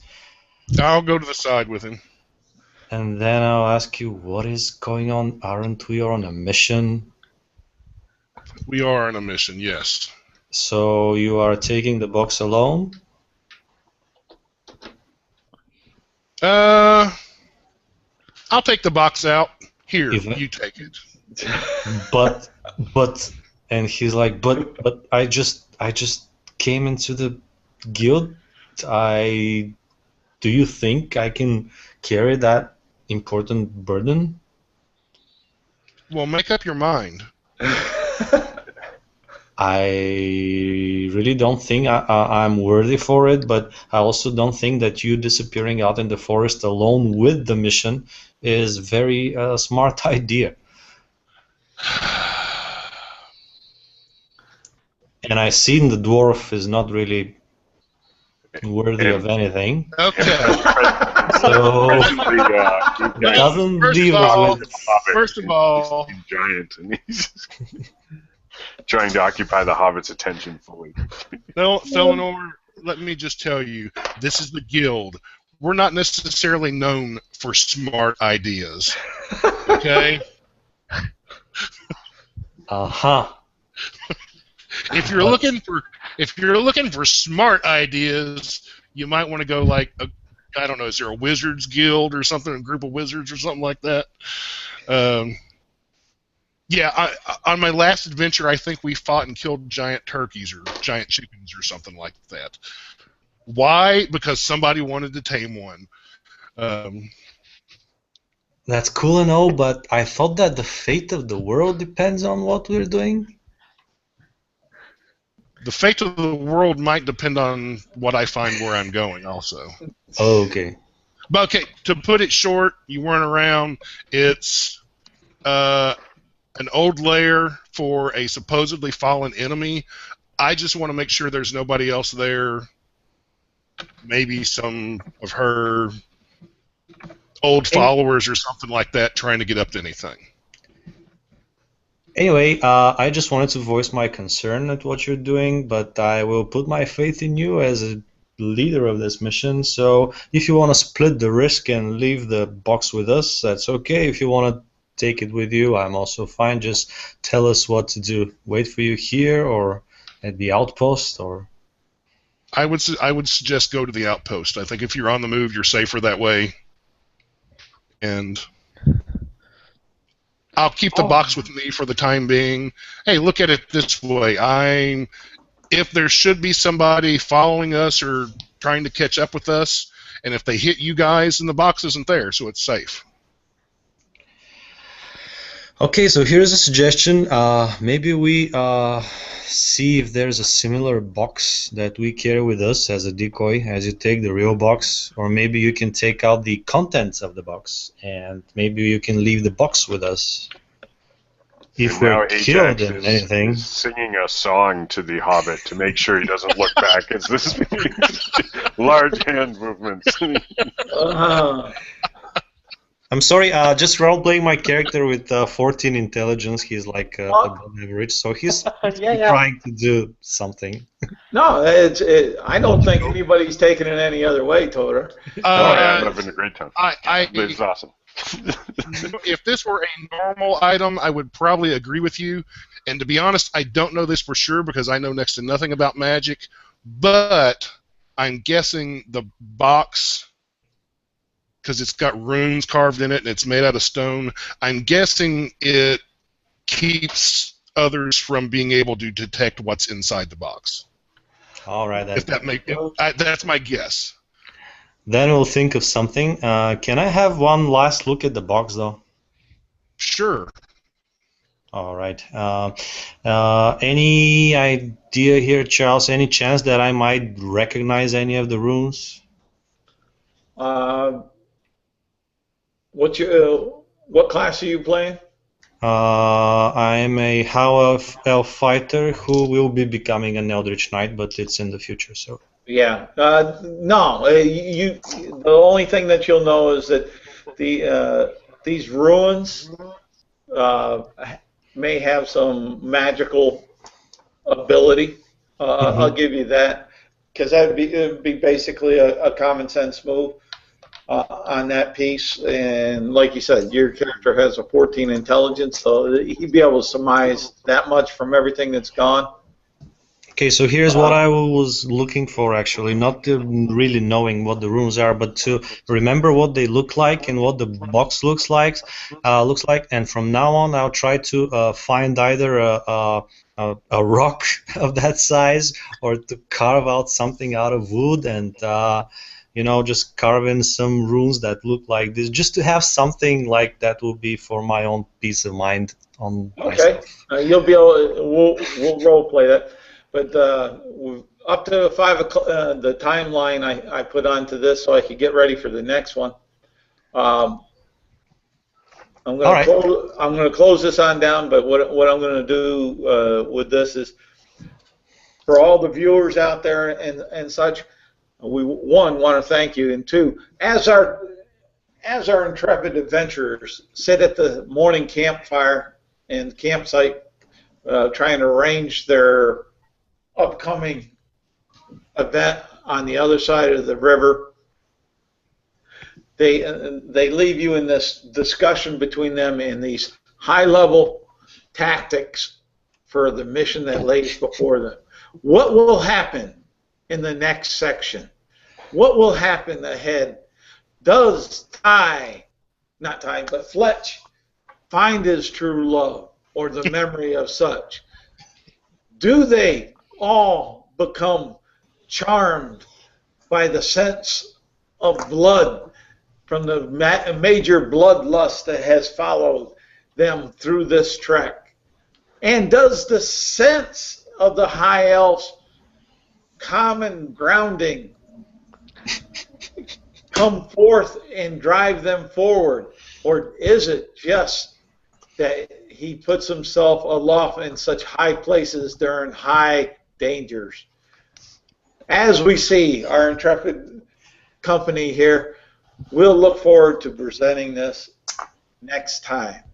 Till then, we want to say thank you for taking your valuable time with us, and we'll allow each one of the characters to give a little bit of outgoing for this point to our great crowd. I just want to say thanks for the great game, and Ajax is looking forward to coming back for some more action with the Unnamed Adventures Guild. Yes, same here. Definitely looking forward to more. Yeah, pretty similar here. It's been my first game with the Guild. Time has just flown away, so I hope to be soon again with you guys. And thanks for hosting. And thanks again, and it was my first time too, so it was fun, especially with the kind of tactics, the company implores. So Thelnor will go back and think about what he's gone into, what types he's traveling with. All right. Fletch will say great time too. All right, and with that, each of you, this will qualify as a completion, so you'll get 1 XP to add to it, and I'll adjust the rosters and things probably sometime tomorrow or early next week to reflect, and we'll get together to talk further on this. That's what the other event in the Unnamed Adventurers Guild is going to be about, is on these games for more of a critique. Till then, Internet and my players, I wish you the best, and thank you for all your time. See you later. Cheers. Everyone. See you. I do.